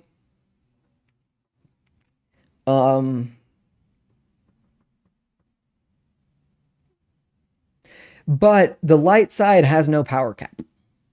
Kind of. The light is more powerful overall than the dark, but the dark is much more easy to gain the power that it has. That's a better way to say it. So, people, I mean, but just like being a good person is a superpower, being an evil person has its perks too. Exactly, Fi. Wouldn't the graph an evil person use light until they're more powerful? Well, think about Star Wars. Would Darth Vader join the light side so he could be a more powerful bad guy? No, because that's not how the light side works. The light side draws from what is, let's see. Surrounds, binds us, penetrates us. What's Yoda's speech? It's like Zuko in Avatar. Oh, no, that's not a great thing. It's still more like Star Wars. It's where, okay, I'm looking for something here that I was going to show. This. Anti-light gets its power from anger, from lust for power, from hate, from disregard for life. Good and evil are arbitrary when it comes, unless specifically restricted.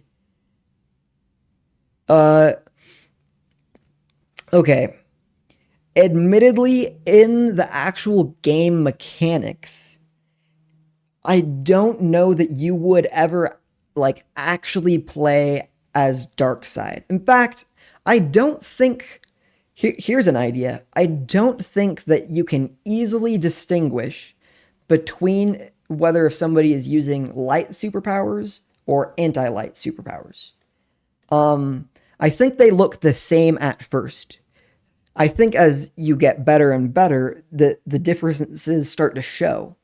And then you start having cool particle effects that show that this is like light or that this is corruption somehow. But back to my point. An evil person couldn't use the light side because they are actually using anger or hate. In order for them to use the light side, they suddenly have to use love and hope. And that once they are using that, they are experiencing character development, and suddenly they aren't quite so evil. So here's a way to describe it. Thanos, I think as a character, he uses some anti-light and a touch of light, but is mostly anti-light because of his disregard for life. He has some honor and integrity, I think, because he has a good intent. But because of the means of it, I think it becomes this side, which is philosophical, whatever. I think Dr. Doofenshmirtz, okay, we're going to have an ad real quick here. But to our YouTube people, I think Dr. Doofenshmirtz uses the light and thinks that he's using anti-light because he's like, haha, I'm evil, but he's actually just like totally a good person playing games and having fun with wanting to take over. I love Phineas and Ferb. It's awesome. So, or what's another example? Zuko is mostly anti-light with a little bit of honor. Let's see. The lust for power, anti-light, makes it so you can't have as much power. It's more like you can't have as much superpower. The lust for power in real life doesn't give people superpowers. It just gives them access to things that we call unethical, murder and manipulation. So, yes, it's powerful, and like the Empire in Star Wars is a force to be reckoned with because they use tools that ethical people won't. I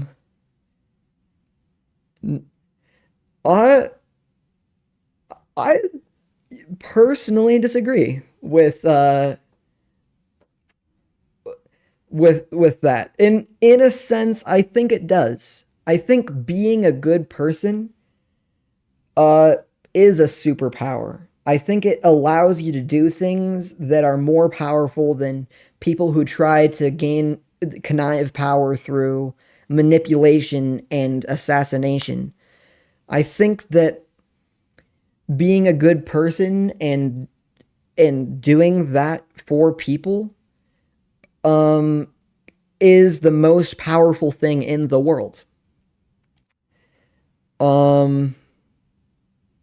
Seems like all of the evil attributes are fundamentally selfish, and the good attribute, yes, the nail on the head right there. Yes, selfish and selfless.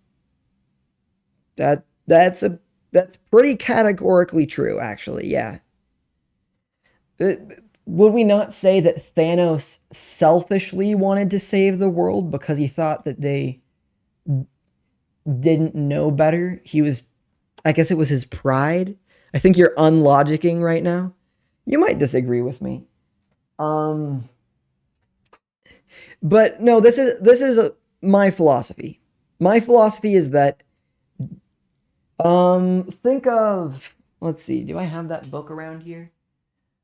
How to Win Friends and Influence People is an excellent book. If you might read it and be like, this is a book about manipulation. But if you read it that way, the book doesn't work. If you read it and think, because it's basically talking about how if you care about people, then even your business deals will be better for you both. Charles Manson's favorite book. I don't know who Charles Manson is. But it's quite possible. It's a very popular, well-known book. It's quite an old book too. I think even the version I have is like maybe a slightly updated version. But the basis of that book is that caring about people and doing good for people helps you become successful. It gives you friends, it gives you connections, which are very important in the business world. And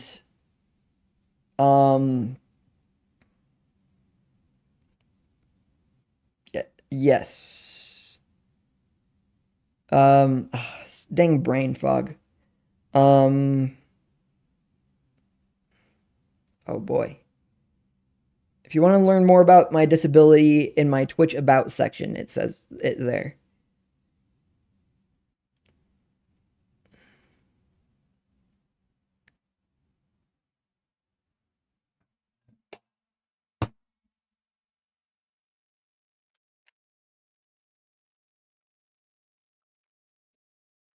Oh. Oh, I haven't taken my medicine yet today. I should probably do that. Okay. So, if you don't believe me, Fi, I am okay with that. In fact, I think it's great that you don't. That will give me a great other perspective. But, yeah, deep breath isn't a bad recommendation. But like with the Dark Knight and Joker being proven wrong because his philosophy was wrong. Oh, yeah. I'm getting shaky hand. I need, oh, it's over here. One sec.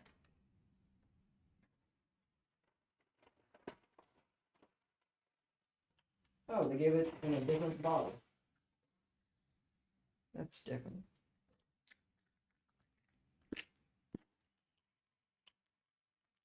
Okay.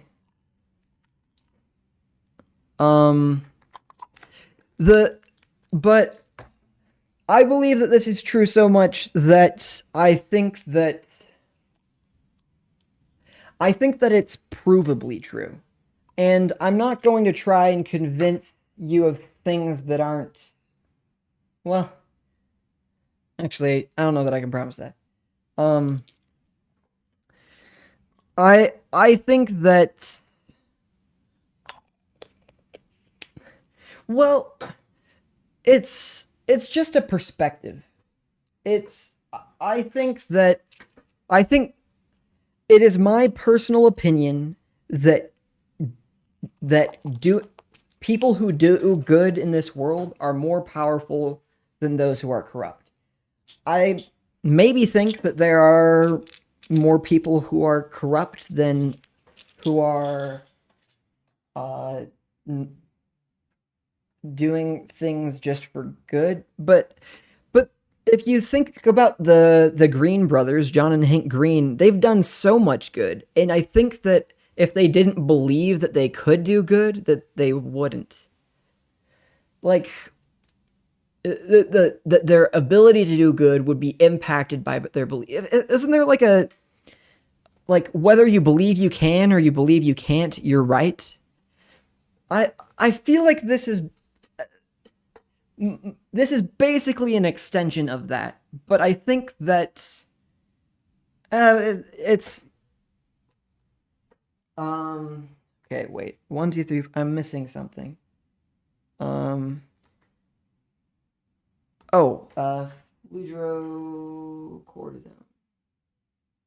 There you are. Sorry, I have to get out all of my different meds.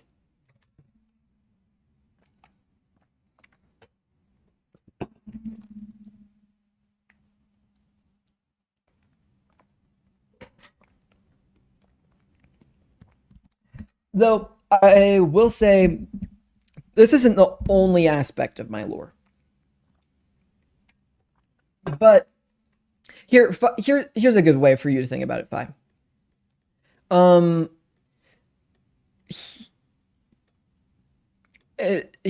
Altruism is another great word.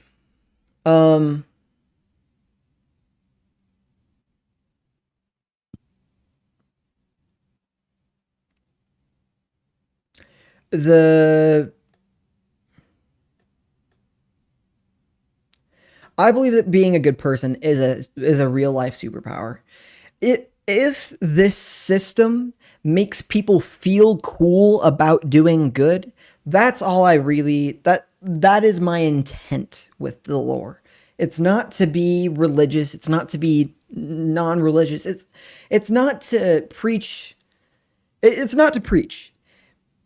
But if being good or being a good person feels cool, like you play the game and it makes you want to be a better person because you have all of these cool particle effects and powers associated with being cool, that's what I think that'd be really powerful.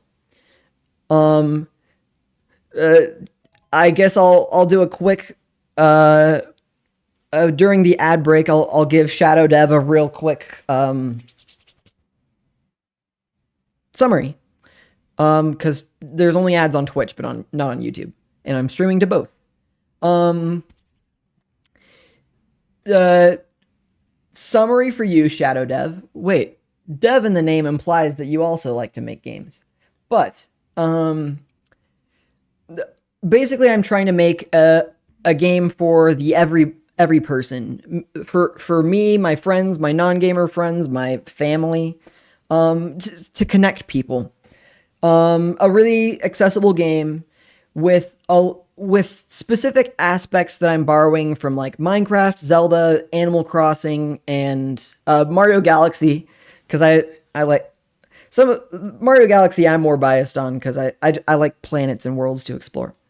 Because I think exploration is a fun thing to do with people. Right now we're working on the lore of it, which at the moment it'll be 3D. But just picture Mario Galaxy, but you can build a house, and that's about where we are now, or where we're at now. I haven't built the game. I'm planning the game right now, but there's still yeah, here, look. Order of operations. Make the story enough so I can support the mechanics. Oh, I might have actually switched these around a little bit. Figure out game mechanics. We're closer to here now, but we moved back here because of the thing. Okay, establish a faction for the game. My faction doesn't believe in anything but the importance of making other people happy, rejecting all other complications. We are the helpers. Okay. I think the name could be. Wait, can I just double click? Oh, there we go. That makes that way easier. First game. This will be the first game for me to publish. It's not the first prototype game that I've made. It's not the first programming that I've done, but I have yet to publish something, which is why I am trying But some of the things that are planned here are going into the eventual goals category. Maybe an extension of the base game, or maybe I just make a game and then move on. Which is why I have a minimum viable product. Where do I have that? Oh, MVPs. It's up here now. Smallest buildable prototype is another word for that. Just trying to think of things within our ideas that are smaller things that I could build and release as just that.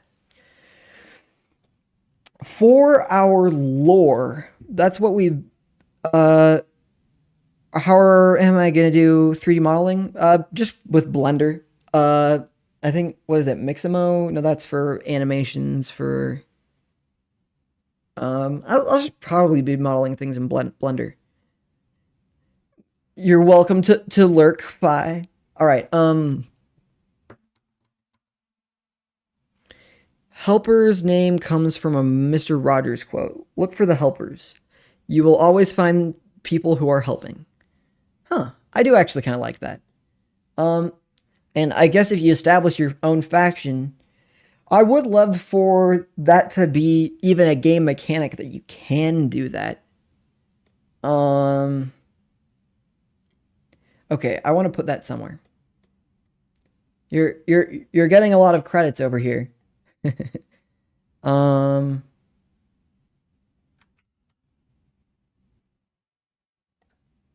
Okay.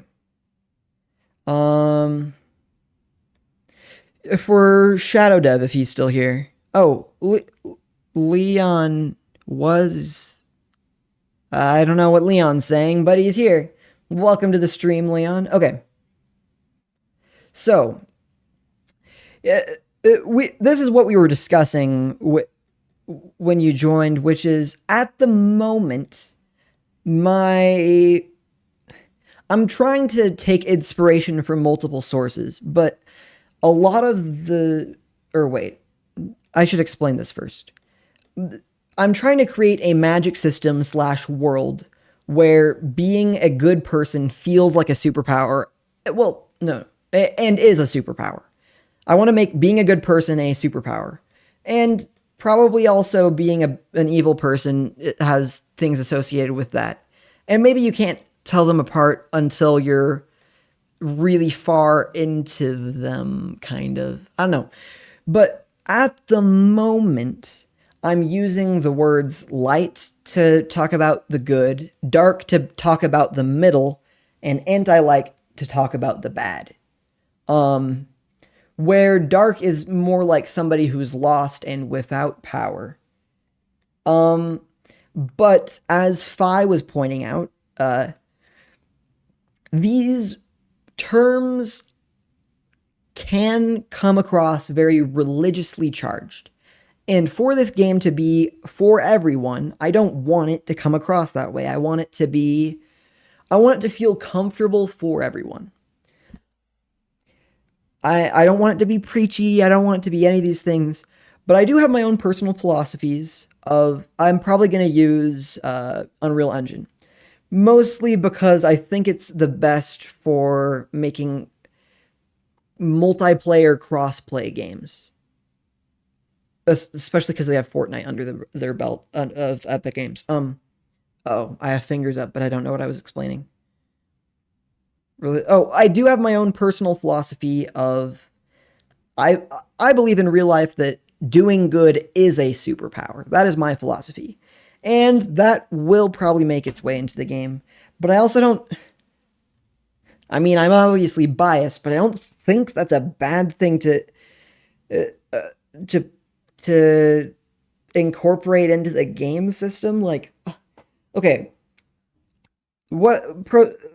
if you believe it and it is true, great. If you believe it and it isn't true, you're still doing good and you're doing more good. So isn't that... I think it's fine, but you're welcome to disagree with me because I do like to hear multiple perspectives because I am trying to make this a game for me and even my non-gamer friends, for this to be a place that we can just hang out and have fun. So that's what I'm trying to do. Unreal Engine is also the engine I'm most familiar with. The universe of any has a philosophical basis.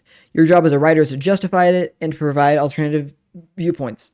Corsair, you are rocking. You're coming up with some good things today. Uh, I mean, I do like the world of Star Wars quite a lot. I also like. I mean, I just recently watched Dune 2. I like how morality in there is kind of complicated. Um, I because in real life it is.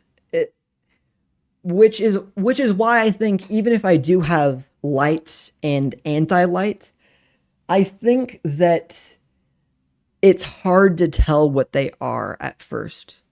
Just like you can't really see people's motives on their. You have a feeling I'm going to burn out? I've been. Okay, well, if you're saying that I have too much planned for a first game, you are correct.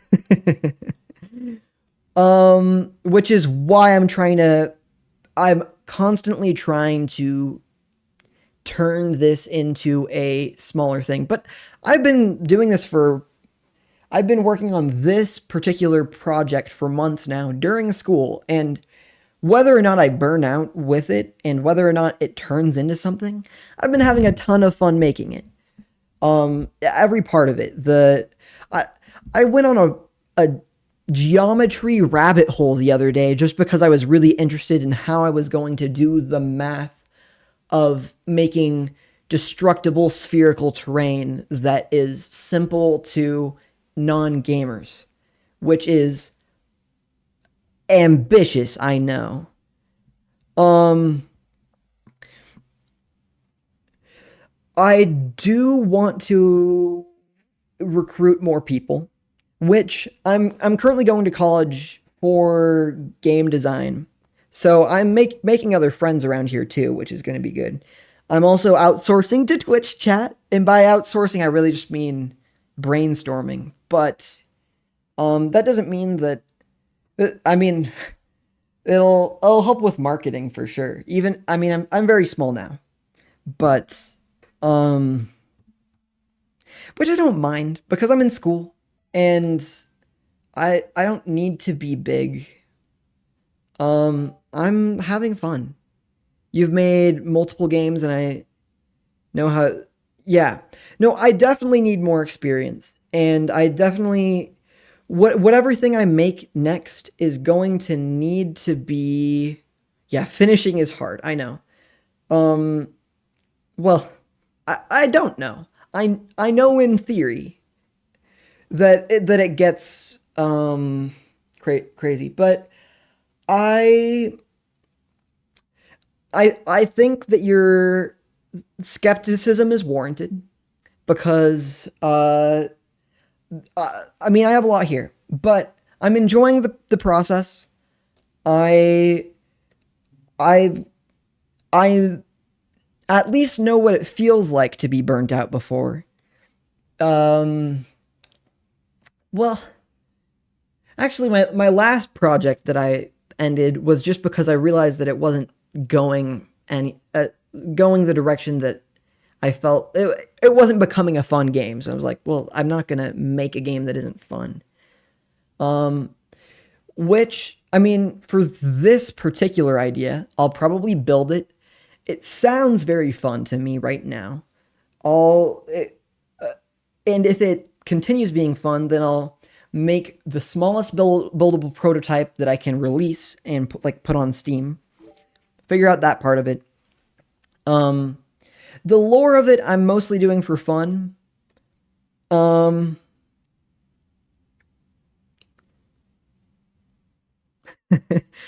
okay.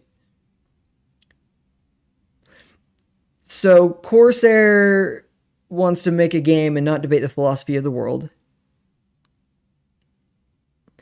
Unity is my pick number two. I'm I'm close to using Unity, but I don't trust them as a company as much as I trust Epic Games, which is wild because I don't really trust companies in general. But I think Epic Games with Fortnite, it just seems more reliable, and everything Tim Sweeney is trying to do in the antitrust space. I do think that I'm inclined to think that he's doing that for the good of developers. Unity will hurt you. It's an abusive spouse. Use Godot if you. I've looked into Godot. The main reason that Godot isn't my number two is because it seems like it'd be very challenging to make a cross-platform, cross-multiplayer video game using Godot, because it doesn't have those things built in, because it is open source and can't be licensed to and build relationship. Well, there are companies that have built relationships with certain companies, but it sounded like it would be porting it. And I don't want it to be ported to different things. I want it to be compiled to different things, which in my current head I think are very different. But you could prove me wrong. I'm not extensively knowledgeable in that space. But Unreal Engine does seem like probably the best place to make a multiplayer, multi-platform game. What is Helldivers made in? Is that cross-platform?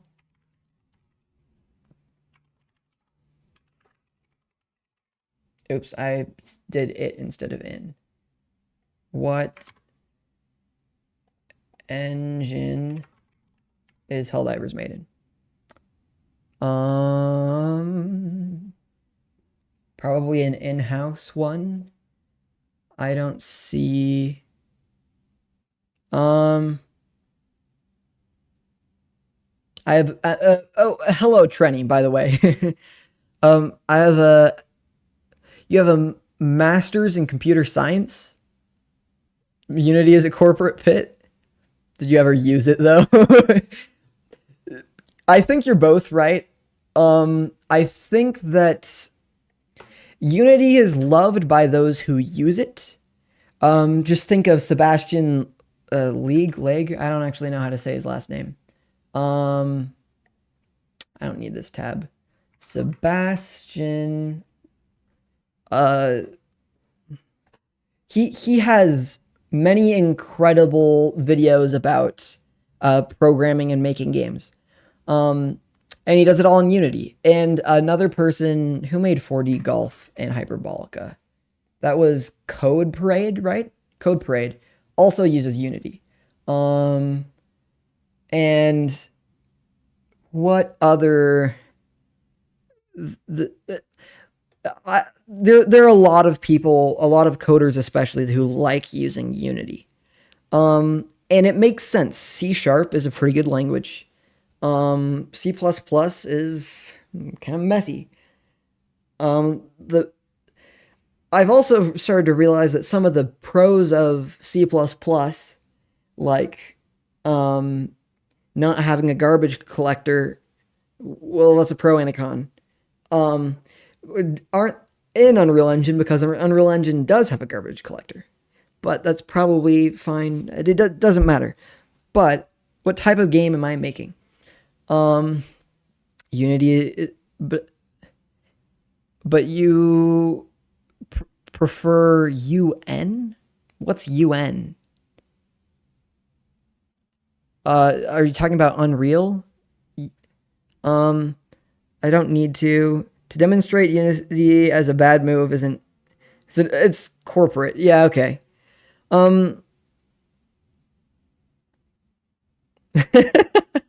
Corsair.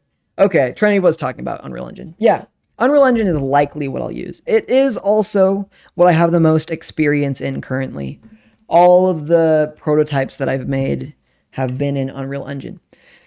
Now, okay, I do need to answer Trini real quickly. The game I'm trying to make is really accessible to everyone, including non-gamers. Right now, the shape of it is looking kind of like a Zelda, Minecraft, Animal Crossing, Mario Galaxy, little bits and pieces of all of those. With a lore focus on being a good person gives you superpowers. And Corsair, to talk about what you mentioned earlier, which is talking about making the game and not focusing on lore. The reason I'm focusing on lore, besides me just liking trying to create the world, is because I'm in college and I managed to. Okay. You're gonna have to bear with me. So, I managed to find a way for making the lore of this world to like be an assignment for a class. That allowed you to do any kind of like a personal project that with like writing and stuff. Which is why I'm trying to format the lore to be more understandable, because I'm about to turn it in like a week. And I focusing on this game is something I typically do on stream because I really can't justify not doing homework off stream. I also probably want to end stream soonish. I have been going for a minute now. Only an hour or 2 hours and a half, but homework be existing. So, if everyone here is just way more interested in focusing on the programmatic structure that I'm gonna need to work on, and then maybe even open up Unreal Engine and start making those things, tune in next Saturday. Or I could maybe do that today. But also, while there were more people on, I really wanted to find a way to not be using just light and dark and anti-light. I could just call it power. Okay, let's try. What happens if I call this power? Well, power is actually really generic. What's it? This is where I think AI is great. Though, if I use my side, let's see. Chat. Do I want to use ChatGPT? Yeah. ChatGPT. Yeah, there it is. Okay. I think we're all on YouTube, but Twitch is having an ad right now. ChatGPT. Give me other words for power, particularly in a fantasy setting.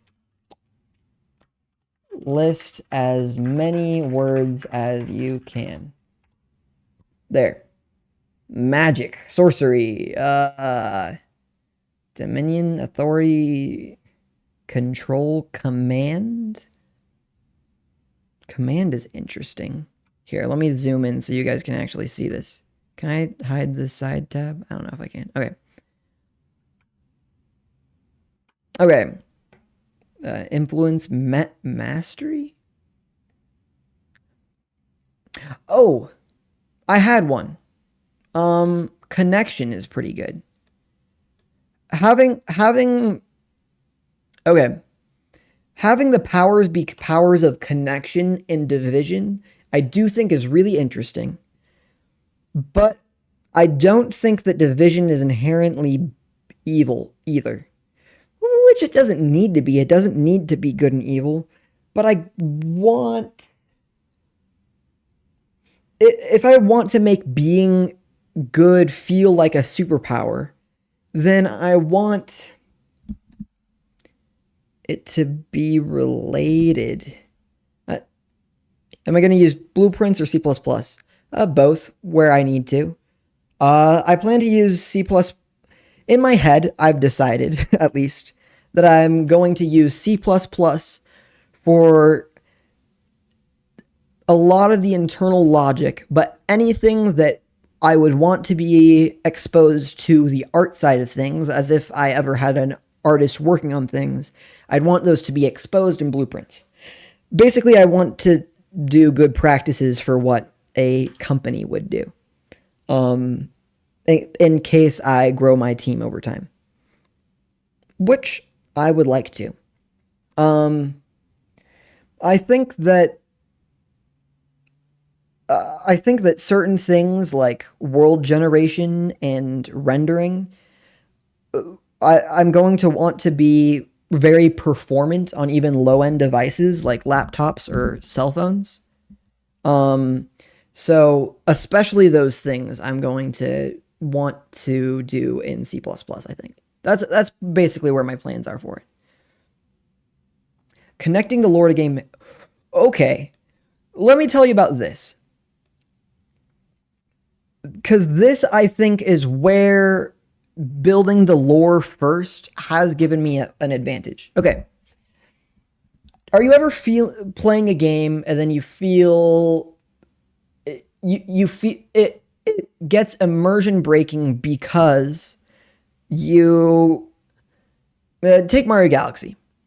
You're fighting a guy, but then the guy that you're fighting feels too cute, and it's like, I don't want to squash these Goombas. I don't want to da da da da da.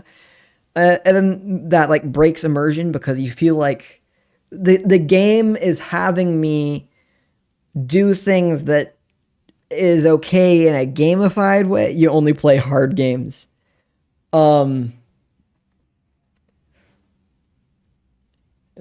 you're missing out on all the fun games. Um, let's see. Or let's see, what's another example of that in a different game? Um, I mean, Elden Ring has a lot of I haven't played Elden Ring, but a lot of its mechanics are based on the lore, I'd imagine. Anyway, so here's an idea in my head that I think would be really fun in a game. Do you like hurting other people? Oh, take multiplayer Halo or Call of Duty or something. Why are you shooting these other people? You're playing with groups of friends and you're destroying them? That feels violent or something. I mean, I don't really feel that way all the time, but I imagine a world where I want to have a spaceship dogfight against my friend. And the explosion of the ship is really satisfying. So you want to get to that point, but you don't want to kill your friend. That's nonsense. So that's what or respawning is often as immersion breaking in games. Or Minecraft, you have an inventory, you can carry like thousands of pounds of cobblestone, and it's like, this is unrealistic, but it's fine. It's a video game. Some of those things feel cooler if you have them built upon lore that makes game mechanics in there. Like Horizon Zero Dawn makes the interface a part of the game by making it like a device on your ear or something, which is cool. So Destiny also uses light to justify respawning.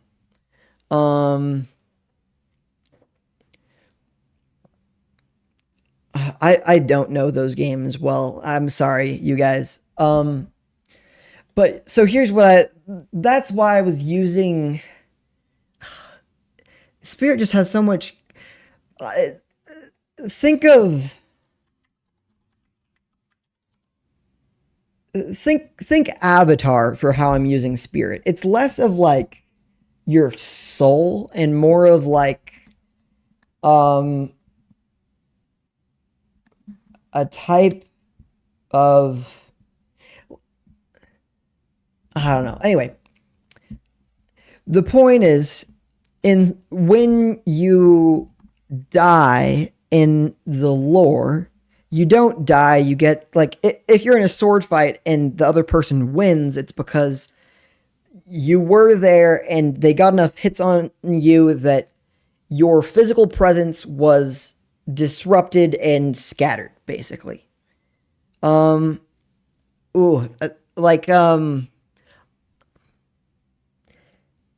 I don't want to make a Last Jedi reference, even if it helps make my point. But like where Luke, it's so stupid. Where he used like a force projection of himself. If that was like a hologram that could be like fizzled out and eventually lost after you use enough power, and then you have to like respawn. That's kind of what I'm thinking. So, but because I was thinking of it that way, I thought of a really cool battle system where, oh, I forgot to name some other inspirations, which include Twilight Princess, Zelda Twilight Princess, Metroid Echoes, where they have like a dark world. Oh, Link to the Past, Link Between Worlds. I especially like in Twilight Princess where you have dark areas that you free, and I think it'd be cool if there were like corrupted spirits or animals that you fight, but by fighting them, you're actually freeing them. So I have this dissipate, convince, capture where you, if there's like the big bad, you might ask, well, if they just respawn, how do you like get rid of them? How do you vanquish the evil that is the big bad of the campaign or something? And my answer for that was Horcruxes. Kind of. So when you dissipate their spirit, you can draw into your soul sword a part of their spirit as it dissipates. So they have like a couple of lives, basically. But once you have part of their spirit in your sword, they can always tell where you are. Difficulty slider, we get there when we get there, man. That one's a tricky thing to figure out. Balancing difficulty is tricky. I think I'd prefer to make it so there are areas that are more difficult or ways to make the game more difficult. Think of like skulls in Halo, or think of badges in Mario Wonder where they give you abilities. Maybe you have badges that add challenges. And then you could speed run the game with all challenges enabled or something. I think that would be really cool. I think that would be more interesting than a slider. I don't think a slider is going to be as robust as would need it to be. But spirit weapon, you shatter their spirit essence or whatever. I could just call it glass or something. Shatters, recombines. Glass has a cool image. I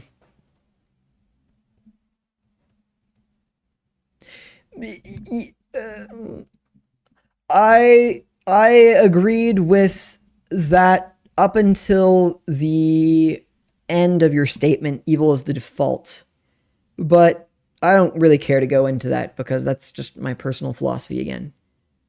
Do I disagree with that? I'm not even sure. Okay. But this isn't about defeating the concept of evil. This is about defeating an evil guy. To defeat an evil guy, you fight them, you capture a piece of them in their sword, which makes them less powerful, but they always know where you are, which is scary. And then maybe you also always know where they are too. Maybe it's a two-way thing. But if you defeat them, I don't know, 3 times, that's a magic Zelda number, 4 times, enough times to capture all of their spirit essence, whatever, then you can do the cool Zelda thing of sealing the sword in the ground, and that is that enemy vanquished and sealed, not gone forever, but sealed into a thing. Perhaps they could also be sealed inside your own essence, and that could be only stolen if hello, panda. That could only be stolen if your essence is defeated, which would make it then scary to play sporting games where you get shattered. Oh, if you've seen Steven Universe, I imagine a lot like The gems get poofed when they receive too much damage, and then they have to regenerate. Basically, a lore way for respawning that makes things cooler. Also, my building system that I've been working on, it uses some of the lore. You would build templates inside of your imagination realm, the realm inside of your brain, kind of, or something like that. The realm that represents your mind or something. You build stuff in there, and then you can place things as templates in the world instead of building them every time. What was that? What? What? What are the? Trenny switched to Twitch. Well, Trenny is now Cha-Cha. What is that? Panda says. I don't know what he's referring, or he or she is referring to. I'm all over the place. I've talked about so many things. I'll give you a very quick summary. I'm leaning into my mic, but nobody can tell. Very quick summary. This game is... The intent of the game is to make a game accessible to everyone, including non-gamers, so that we have a place to hang out and have fun. The idea for the game and what kinds of things to have fun doing include several things from Minecraft, from Zelda, from Animal Crossing, from Mario Galaxy, from a multitude of games. Not everything from all those games, because that'd be way out of scope. Twitch is where it's at. All right, Panda. And then the intent of the lore, which is what we were working on now, is to make the primary intent, at least, is to make being a good person feel like a superpower. And that is tricky, especially without feeling preachy or like overly religious or something. And I'm already getting into dangerous territory when I start calling things spirit, because but Avatar did a good job of that, and it made its spirit world seem so cool.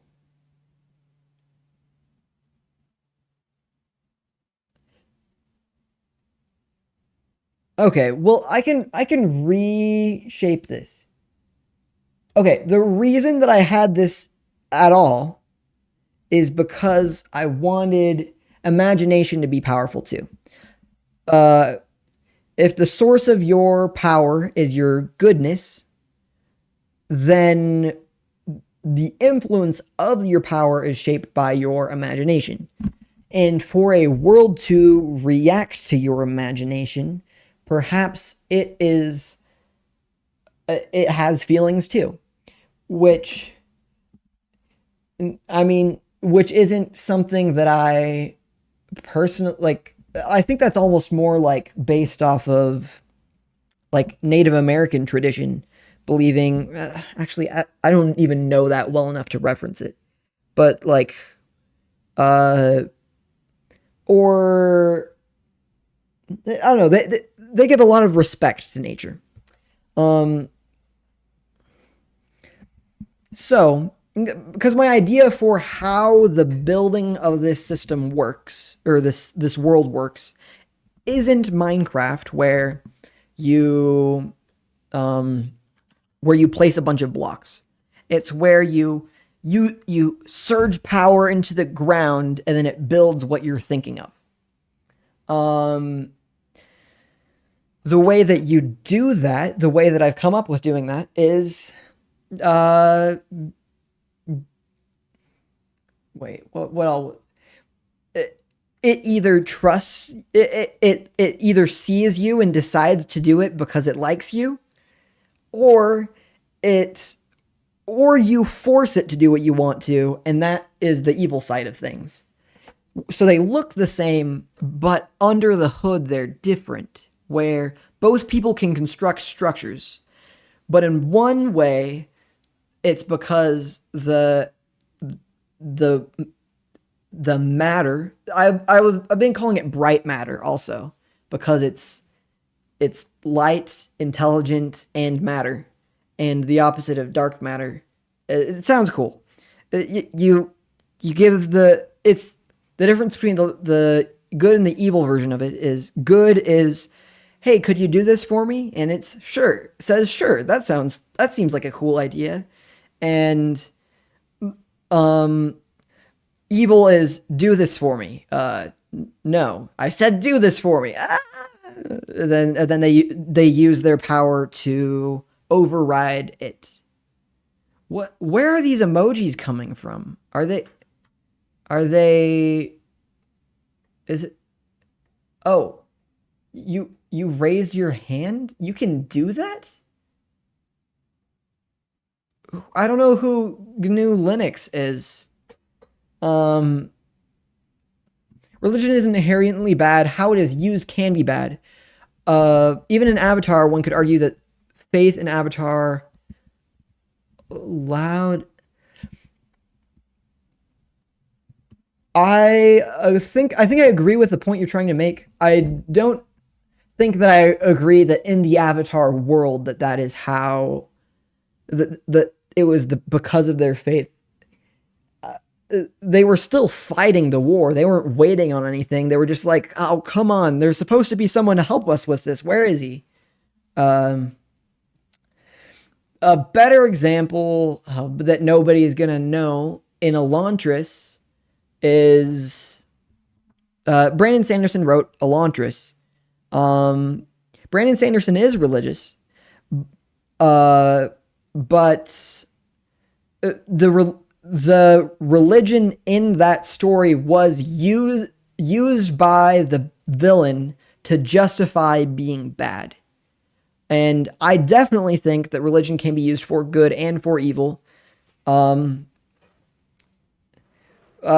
always Airbender Avatar. Blue People Avatar is an incredible tech demo with an alright story and some pretty cool world building. When I'm talking about things, I'm going to end up talking about Airbender Avatar way more. Okay. Well, now that you guys all moved to Twitch, you're going to have ads again. So I don't know how many of you here.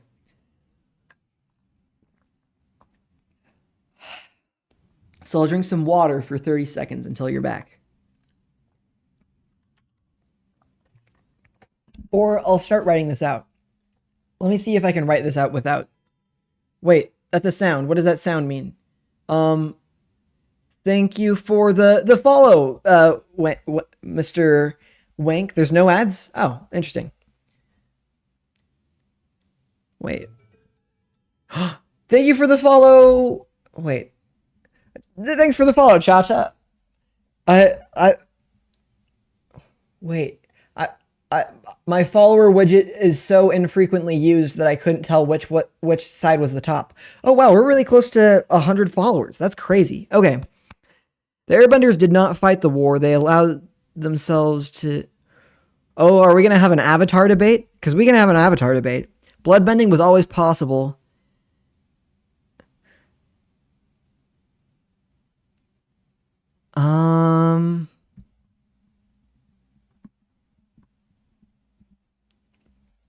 Okay.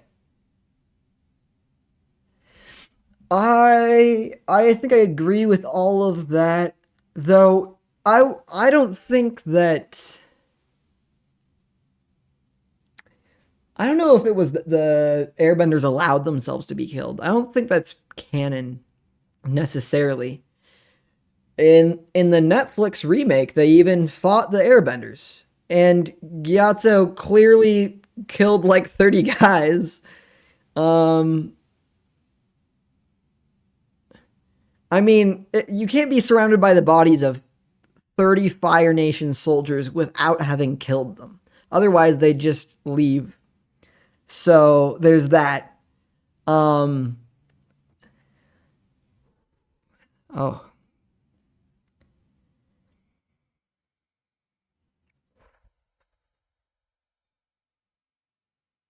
Sorry, I gotta see if I can clear some brain fog real quick. So I think the monks were ambushed. I think they fought back. I think they were ambushed. They did not know that they saw war on the horizon, and they were preparing Aang to be the Avatar for that. Yeah, but I think that they were ambushed. In fact, that's even what Aang says in the headband episode. It was like, when did they fight when did the firebenders fight the Air Nation army? And Aang's like, is that a trick question? The Air Nation didn't have a standard military. Sozin surprised them by ambush. And everyone's like, what? And then I'm like, oh, I'm sorry. I wouldn't know that. I wasn't an airbender at the time, which is very funny. I don't think that is to say that they wouldn't have fought because they were preparing Aang to be the Avatar, but I think that they were ambushed and didn't have a formal military. They were monks, after all. So, anyway, airbending is the most dangerous of all four. Man, the debates on that could go for ages. Okay, let me rewrite light to be... What if I call it source? Source. We don't know what the source is. I'm not sure about this just yet, but let's see. Let's cook for a second. You guys in the chat can argue about source is actually a good name for it. We don't know what the source is. We know that it exists in the best of people. Heroes, we call them. Or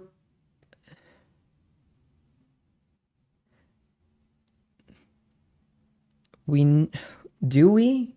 Okay, let's copy this and let's edit it and let's see. Let me just make an edit. Okay, we know it is used by the best of people. Heroes, we call them. Oh, I kind of do like that. Some accomplish great feats and wonders. Others simply share a smile or a helping hand. Whether they appear great or small, each is a hero in their own way, and each enriches the world with more joy and more light. This part doesn't need to stay here.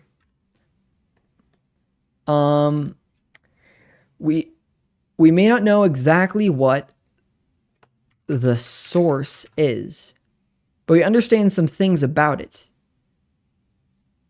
Okay.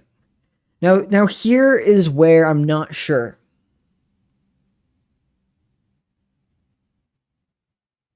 Let's just change it. Let's go. Let's copy it again and let's see what I come up with. We understand some things about it.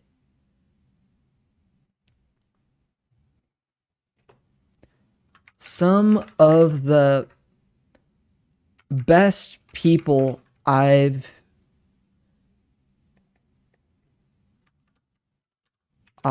known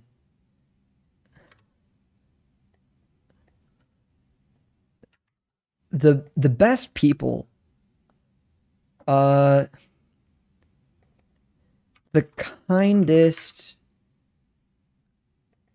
the most selfless. Oh, I remember why I didn't use the word selfless earlier. Because that word is also a balance. Because if you are too selfless that you don't do self-care, then you're also going to be less powerful. With source with sync. Okay, there are two approaches. One is there's source and there's sync. Or there's source and there's what, like gravity, black hole. Sink isn't so bad, except it sounds like the kitchen sink. Um, light is the source of all kindness, probably. Yeah. The that is the distinction, though, is that I guess the thing is that I think that all the way selfless, where you forget to take care of yourself, which will help you help others, I think that that is too much and that would limit your life. But that is my perspective, and that doesn't have to be, that can just be what I consider true and not part of the lore canon necessarily. I would think that it is canon because I think that it is true. But somebody who doesn't think that is true also wouldn't think that that's canon, if that makes sense. Oh, my YouTube sub goal updated. It says 73 now. Balance is more important than anything.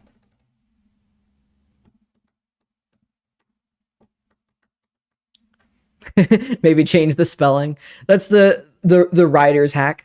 Well, just change it a little. Okay. Balance is okay. Now let me get a look at the philosophy board, where Iroh is king. Philosophy board.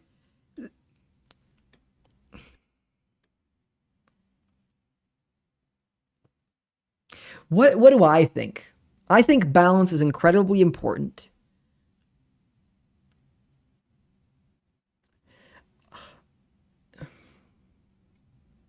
I think there are two. I think you could ascribe two numbers to it. Um, like a vector. It has direction and magnitude. Um, such that the direction is the balance, and the magnitude is the power that comes with it. And I think if I drew a shape, okay, am I gonna draw a shape? Let's just try. Let's see what happens. We're all about trying. Oh, I went to Shift A because I've been using Blender a lot lately. Okay. I'm gonna make an ellipse. I don't know if this is technically an ellipse or an oval. I do not know the difference. I hear an ad, so you'll have to tell me if you're missing this, but I'm going to make a diagram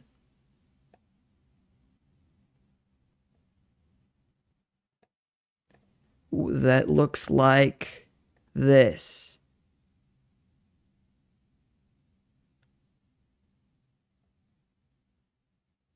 The arrows are making it weird. No, okay, whatever. I'll fix those. It's not important. Okay, well, okay, I'll just try. I'll try. Let's just make it so the arrow doesn't go all the way up. Can I not hold shift to make it go straight? Oh, how come that worked? Oh. Well, there we go. Okay. And our dimensions, okay, I guess I have to make a line like this. And a line like this.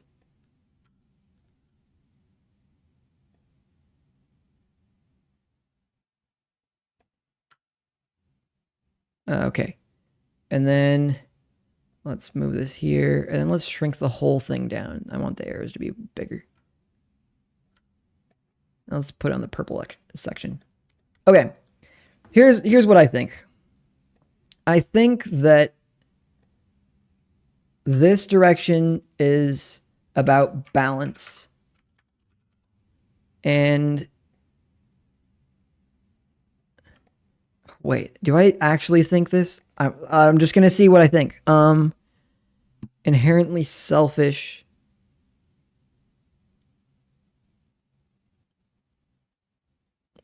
It does look like a laser turret from Portal. Or I think just the regular turret. Yeah. Here, and then this is magnitude. Fine. We're just gonna go direction Wait. Wait, this doesn't make sense as an arrow. It's a, okay, wait. This is let's grab regular lines. This let's make it a dashed, no, a dotted line. And let's make it gray. This is 0 power. And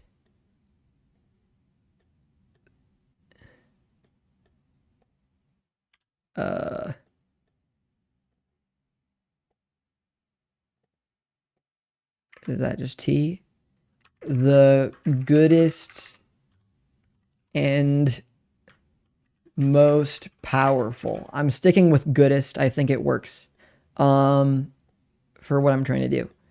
Then that means I got to use the baddest, right?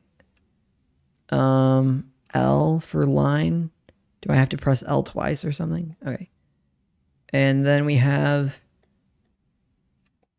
the baddest. Wait.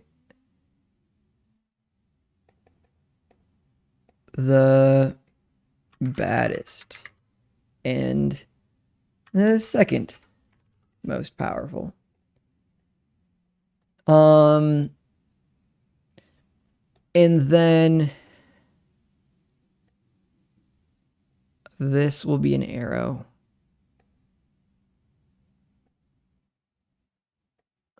Wait. Let's just make one of these.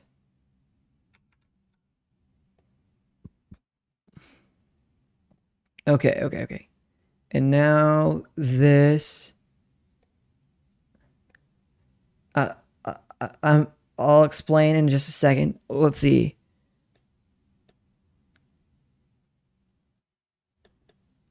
I think that's what I'm saying. The most selfless, powerful, but forgets to love themselves. So some okay. And all that moral objectivism wrapped up in a talking gun. This is hilarious. You're right. This is absolutely silly. I think this is about what I think, because balance. Balance. Can I make this a double-ended arrow? Because that's actually what would make the most sense.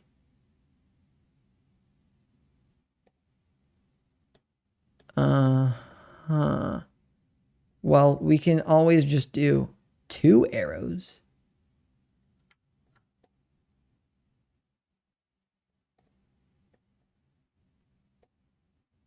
Let's make it do this so it's okay. So this is balance, and this is, I guess this is alignment, whether you're good or evil. Yeah. And I think the point here is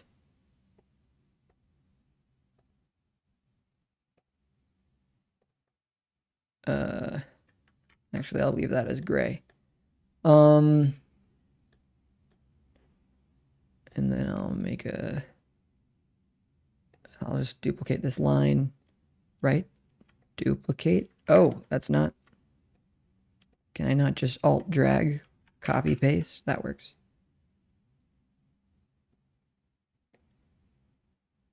What is this? This is like confused but not powerless. I think yeah. Or instead of confused, I'll say lost. but not powerless. And to justify some of those decisions that I just wrote down, let me describe why I think this. The worst people... That sounds... Evil has access to unethical means. Would linking power to this decrease player choice... I want to avoid the like dialogue option of good thing, bad thing. I think that takes away... Okay, look.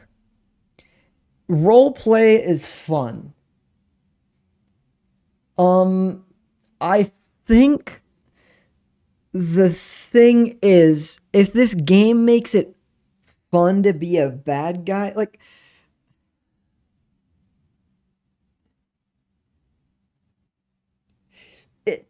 If the game represents my philosophy, which it probably will to some extent, but at least the elements of my philosophy that I feel like are justified.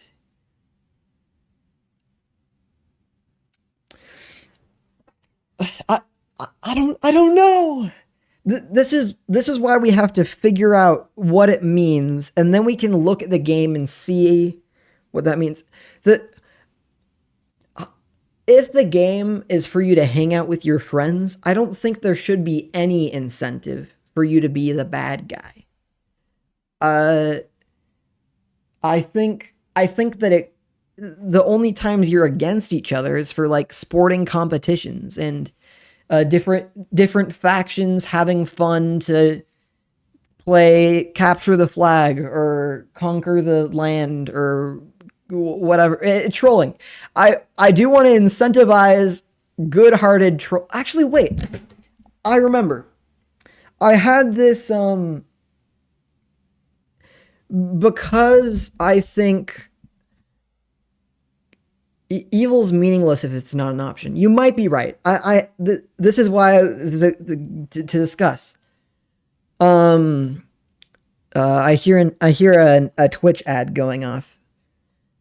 So maybe I'll collect my thoughts for a second.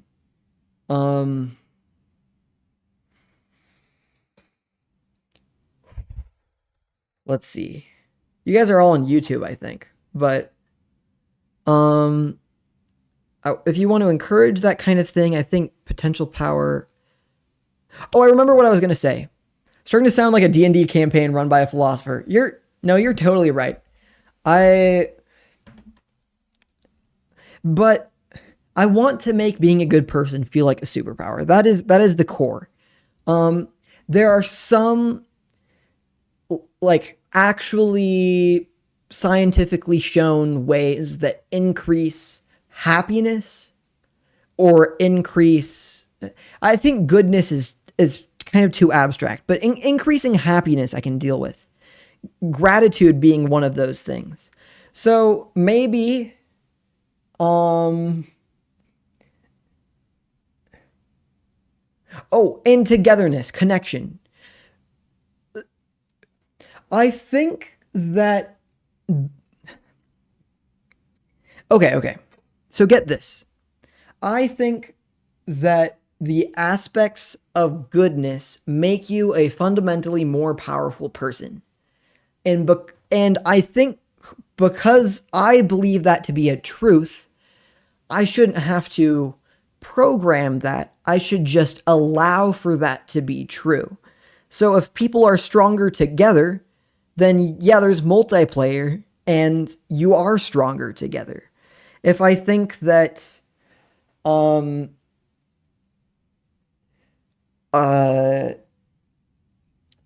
okay, I'm not sure how far I can take that. The other way I can take that is the game allows you to make a gratitude note. That sounds kind of silly, but and you would probably just fill it in with nonsense. But Okay, picture this. If the game let you type out 5 things you were grateful for when you started playing, and they didn't check if they were real things. You could just hit enter 5 times. Or you could, by choice, do enter the actual gratitude things. Or you could skip that and then miss out on a slight buff or something. Okay, your chats are coming in. I need time to read them. Exploring that as a theme. What if the ideas behind the magic system can pool magic or whatever? I mean, that's why I was exploring a lot of this. Xavian is maybe how you pronounce your name. The reason I was exploring a lot of this is because I want the lore of the world to feel like being a good person is a superpower. And I want to explore what ways that might impact the game without it being annoying, which that gratitude system could be if I implement it in the wrong way, and without it being overbearing, preachy. Like, if somebody doesn't care about that in the game, it shouldn't be in their face.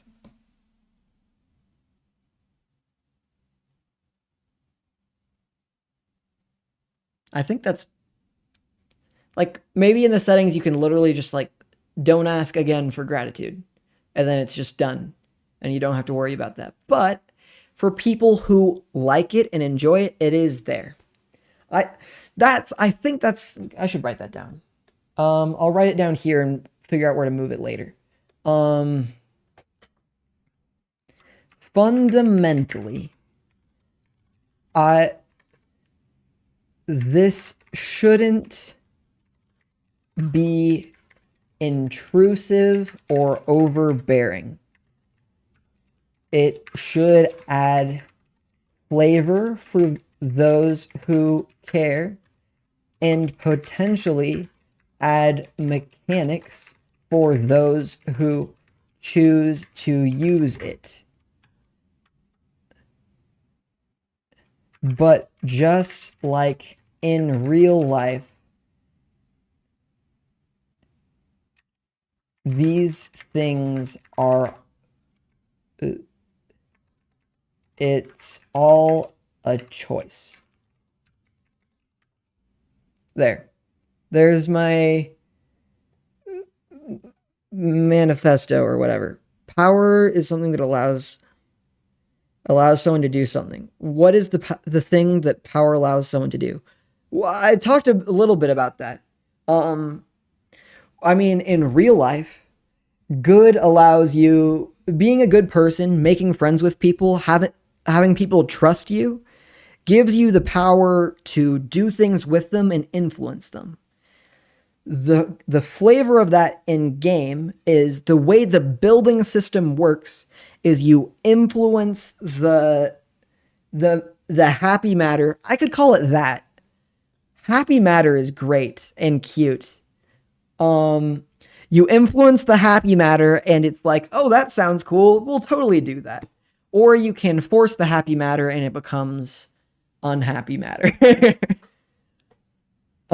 Players will actively sabotage their own gameplay experience if it makes their characters numerically more powerful. That is so important. I'm going to write that. Wait, can I not double click to? There we go. I'm going to add that here. Well, I'll just add it here. Let's see. I'm copying, pasting that. Xavian A YouTube. And because you've made it on the board, you are now in the credits. You are a hero. Xavian A. There we go. Oh, Shadow Dev, you've been here. Wait, are you on Twitch or YouTube? YouTube? Let's see. Let me add you guys. You guys have totally been here long enough to Mr. Time Link. That's and Shadow Dev. wait, Shadow Dove is YouTube. There we go. There we go. You guys are all in the credits. I mean, the game isn't made yet, but this will be so cool. I want to give people credit for the good that they do. Let's see. Here we were. I guess this does go in the philosophy section. So this does actually make sense as a okay. But these things are really important.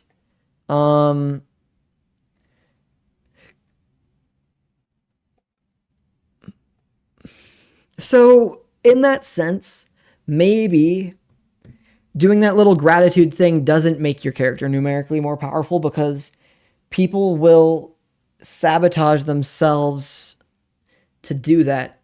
Another thought that I've had for a long time, it's more of a general game idea. I don't know if it applies to this, but like the apps that like gamify productivity, give you achievements for doing real world things. I don't think you should implement an anti-cheat. Yeah, this game probably doesn't need an anti-cheat. So, for example, gratitude questionnaire, AIRE. No? Question, what am I missing? There's 2 N's in questionnaire. Okay. Gratitude questionnaire is optional and doesn't actually affect gameplay. But you could take one out of Duolingo's book and have a gratitude streak. Lol. That could be fun. Oh, the other idea that I was thinking about is productivity hacks. I might like the idea that getting your chores done makes you more powerful in game.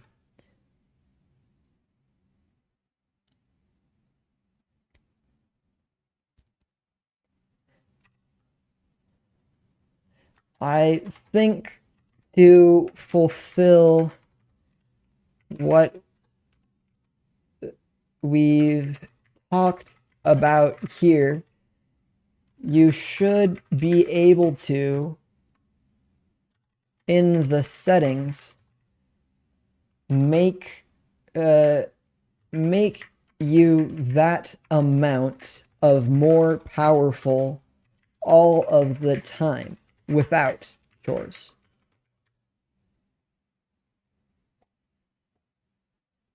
But again, for those who want to use it, they could force themselves to keep the option on. By chores, you mean side quests? I mean IRL side quests. I mean, what if I implemented a chore tracking app into a game? Like, this is beyond the scope of, at the very least, beyond the scope of the base game, whatever this is. How am I going to implement that? I don't know, but I think it's a fun idea. I think if my game made me feel more powerful for having gotten my homework done, I think that would be cool. The setting for this game, I'm glad you asked. Let's jump over to setting. We've probably talked enough about good and evil for a minute. So I'm just going to zoom in on this and describe what I'm thinking of. Maybe I'll center it on like this or something. I don't know how to center things for both the vertical viewers and non-vertical viewers. Okay. Shadow Dev has a good point. Um, I'm definitely gonna try player to player at first. Um, or maybe seeing how far a free Oracle server can get me. If I can make money with the game, then I can start paying for servers. Um, how are you gonna confirm? That's the point is that you don't, that you can just turn the whole thing off and it will be as if you completed all of your chores, which means the only people using it will be the people who want to get something out of it. Um, I think the way to surpass exploits is making it entirely optional and not even beneficial. But it is beneficial to your real person, and people who understand that might choose that they want that in their game to take on the challenge of, I guess, the debuffs that come from not doing your chores because they want to feel more powerful when you do it. You might be right. If it's not beneficial, no one's going to do it. But I mean, if it feels cool, you might. You might. I think it's worth trying and seeing what happens. It feels more like VR chat than an actual game. Um, Good criticism. I I mean, there are aspects of the metaverse that I do aspire towards. I mean, what is being able to hang out with your friends in an accessible space? But VR is specifically inaccessible to many, especially non-gamers. This should be this this game should have some things that are super low stakes and just fun to be with people. And it's okay to be ideological. Don't be afraid to do something because it's interesting. I I love game design. If it doesn't work, I've learned something, and I'll be happy with that. How are you gonna ban people that do weird stuff or hack? Um, well, if it's player to player, hypothetically, you're only allowing the people that you want to. It might be more of a low. Before I add like community servers, or maybe servers are community run. Even I don't even know. Um, that could be more up to them, and I could give them the tools for banning people if they want to. Um, it If you're doing it with just your friends, hacking only ruins your own experience, more or less. Well, if you're doing it by yourself, hacking only ruins your own experience. If you're doing it with your friends, it ruins their experience too. If you're on public servers, that's where it gets tricky. Um, I mean, Unreal Engine has some things for that. Like, if I make sure that the if I am implementing the movement correctly so that you can't do certain things without the server being able to detect that you're doing those things.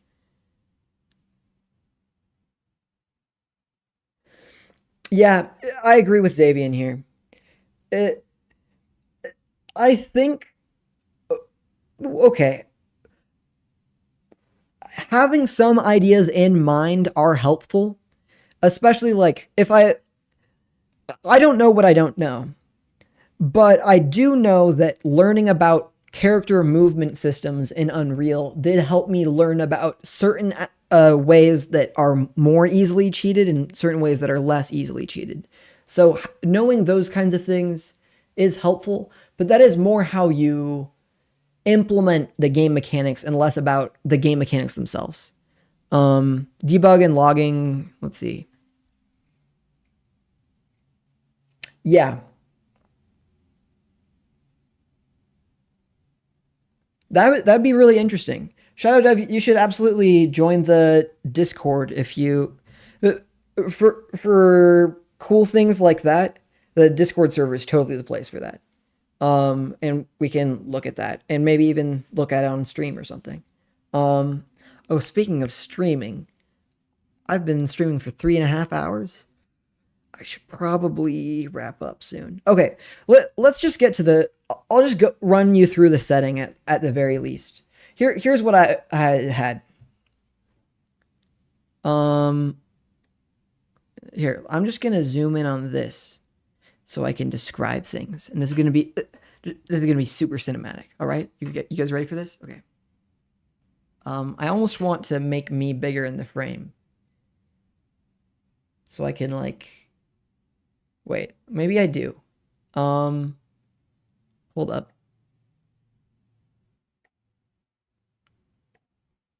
This one. Okay. Welcome to I don't know what I'm doing. Okay. So imagine a universe full of planets.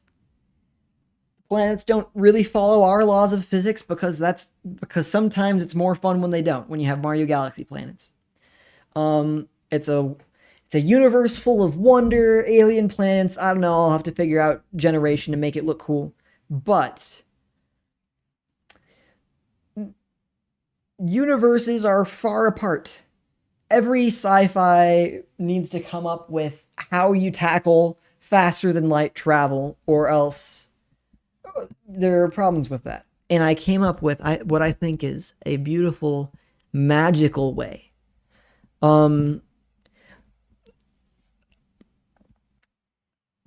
Above the universe, and above is very abstract in this sense, or connecting the whole universe together is the world tree, the connecting tree, the something, I don't know. A lone tree in a sea of stars. And when I say sea of stars, I mean it's an ocean where when you enter it, you come out into the universe where you were trying to go. With a splash of cosmic fluid that's all like starry and cool and stuff. Can you imagine that? A splash of cosmic fluid, you end up where you're trying to go.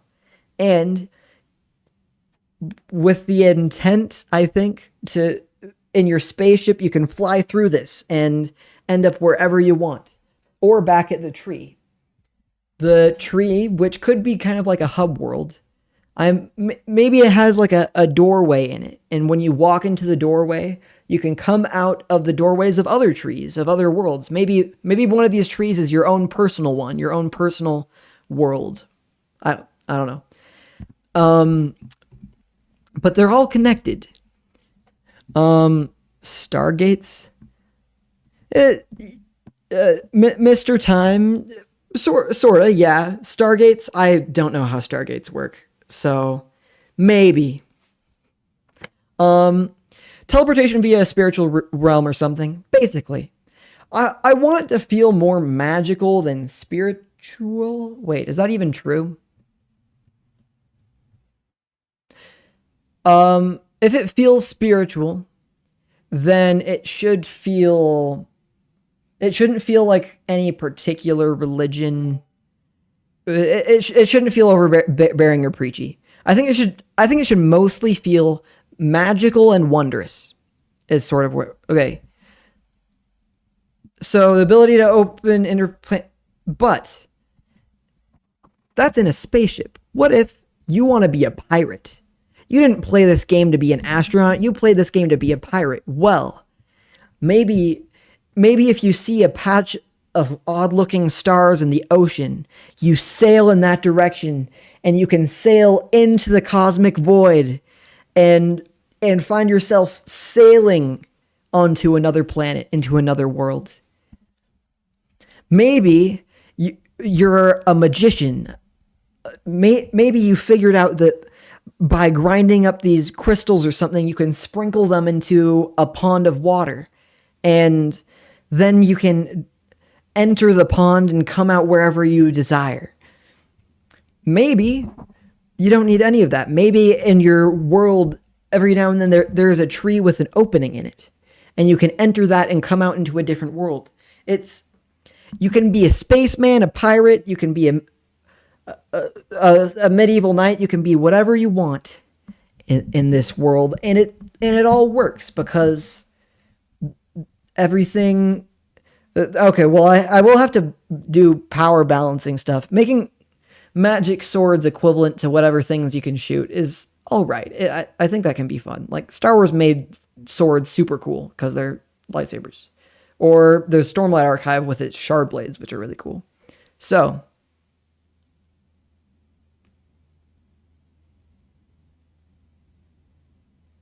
One to two options exist. In the okay. Oh, I think I see what you're saying. Oh, the way I'm going to develop it likely is that there are one or two of these at first, for sure. In the monetization model that I was looking at is making a free base game with paid DLC, but only one person needs the paid DLC in order for you to play in their world, but you couldn't use it in your own world. So maybe the base game is just space and magic. No pirates yet. No boat sailing. Just okay. Maybe not even spaceships. I really like spaceships, but maybe it's not even that. And then if you want the pirates add-on or something, you either buy that or you have a friend that has, and then you play in their world where they can do pirate stuff. That's kind of how I've been envisioning this, picturing this. It's not all set in stone. I think that some aspects of the connecting world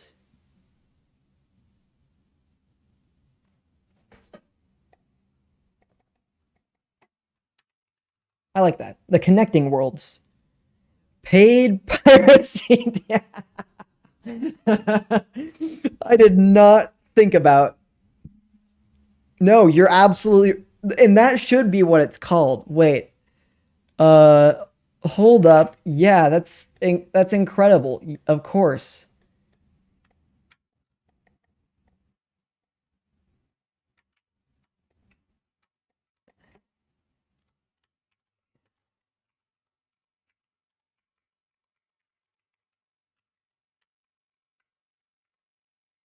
Paid piracy DLC. Yes, absolutely. No. Even marketing it that way sounds kind of awesome to me. uh, if it's peer to peer, you could absolutely piracy would absolutely be not too tricky, I imagine. I've never pirated any like Steam games, so I have no idea what that entails. Um,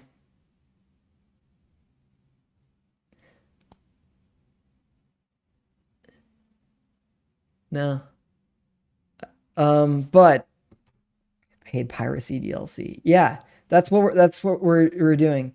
I think that I think that model strikes a good balance between cuz I need to make money with it if it's going to develop and become what it needs to be.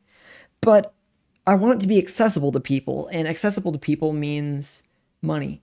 That also probably makes it more monetizable to mobile because if you're just buying it per account, you unlock it for your thing on your account, then I can bypass the Apple tax or the in-app purchases. Well, it could kind of be in-app purchases. Huh. I don't really actually know. But um that every culture uses the same portal No, but they have different concepts of what it is and how they use it. Some treat it as a science, others as magic. I also like that idea. Um, and I'm also going to copy that and put it on here. Maybe I should remove the word said. It looks silly.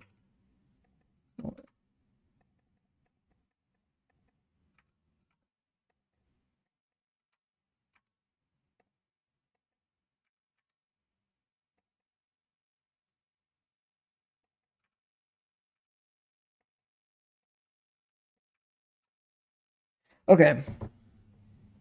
Which kind of answers your other question.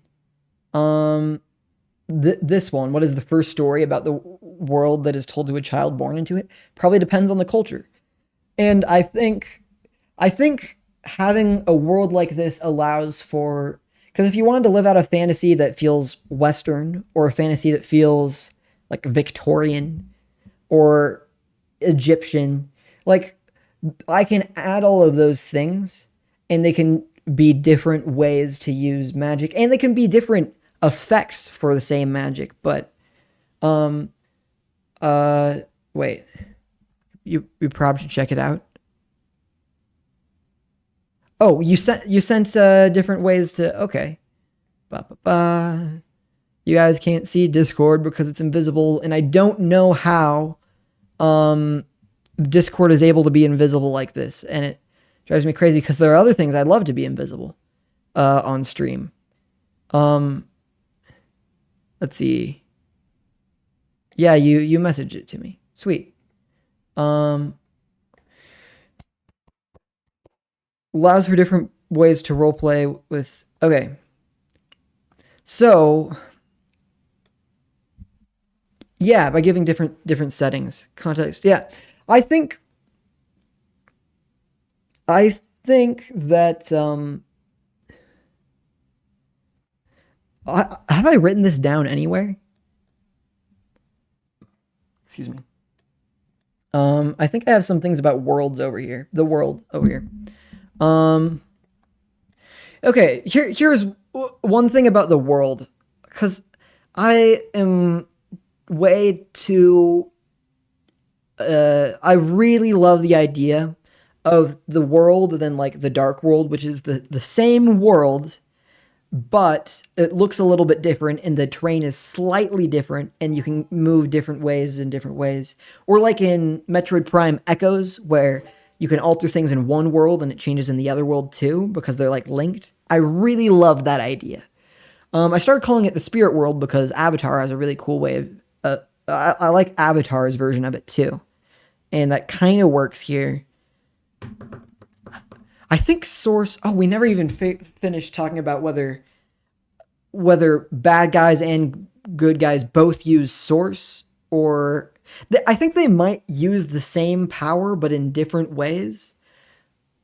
Just like with their reforming of terrain, they're doing it by asking the planet, kind of, versus doing it by coercing the planet. I think I think you can seize this power and use it. I think you can also uh I think you can also have the power through what? As a gift because it gives it to you. Maybe the world changes subjectively for each player depending on their source. More evil players see a more evil version of the world and can access different parts of the world through that. That's interesting. I I think the biggest contradiction in my logic here between how I'm making the world and how I want you to be able to role play as anything is my YouTube subs have gone up quite a bit just during this stream. This has been awesome. Um, think. I forgot my train of thought. Why was I holding up my hands like this? Are these two worlds, or was I talking about? Oh, source. No, what? Wait, what about source? Good and evil. Oh, contradictions. Role play and what's my other thing? good and evil. Because if I want being good to feel good, maybe I should just make being evil feel evil. And that's like, I shouldn't limit its fun, but because it can be fun to role play as the evil guy without that doesn't necessarily mean that you are evil. Where is a place to put that? I'll just put it up with all these thoughts because these are good thoughts. Maybe it shouldn't be that role playing as evil just isn't fun, but that it being evil feels evil. And you feel that in the cute creatures that you corrupt.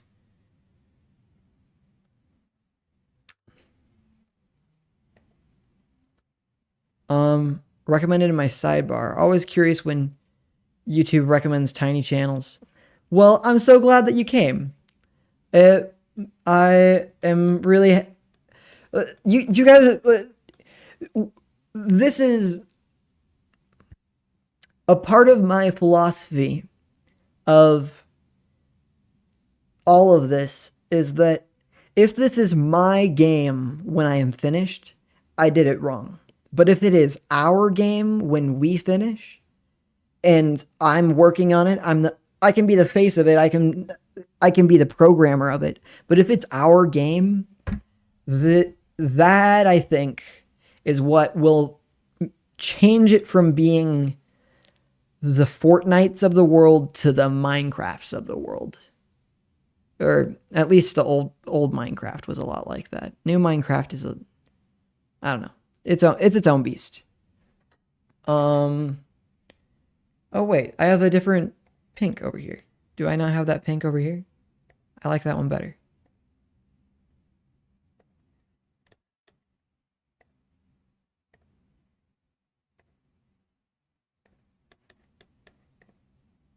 Perfect. Now I have something that looks red but readable. Problematic but not deal breakers. Okay, perfect. Well, paid communism DLC.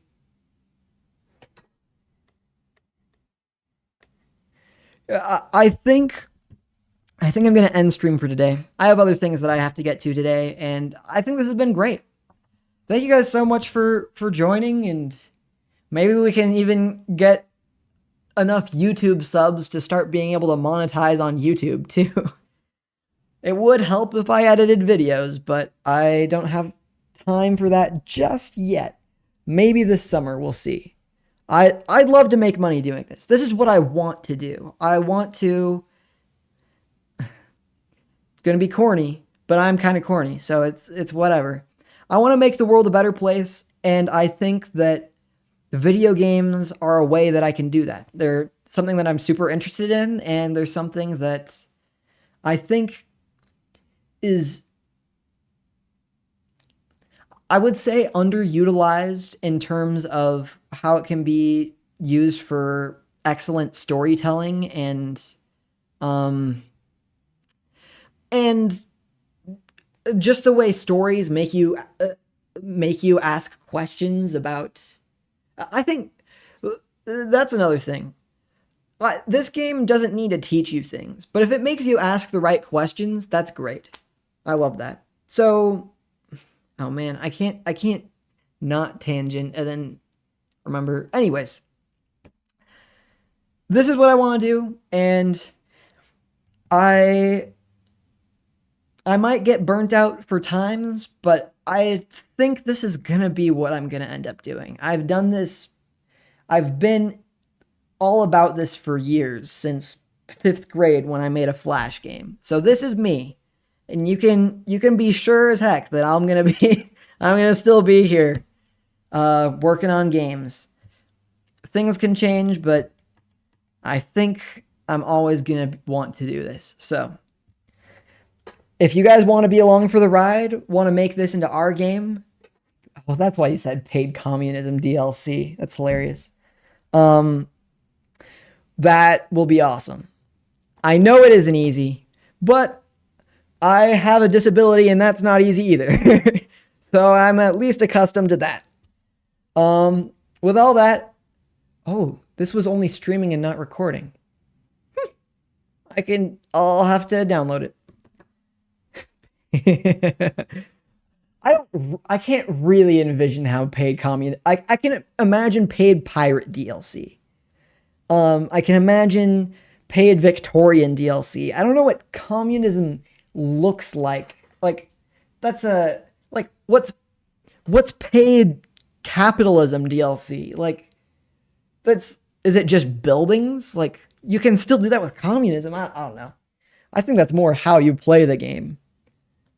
I don't think you have to pay for that. Anyway, take care, everyone. I'm so glad that you were able to join. And I'll see you next time. This has been super great. Take care, and updates are on the Discord. Schedules on voidlighter.com/calendar. I'm Cade Voidlighter. You are my heroes, and I'll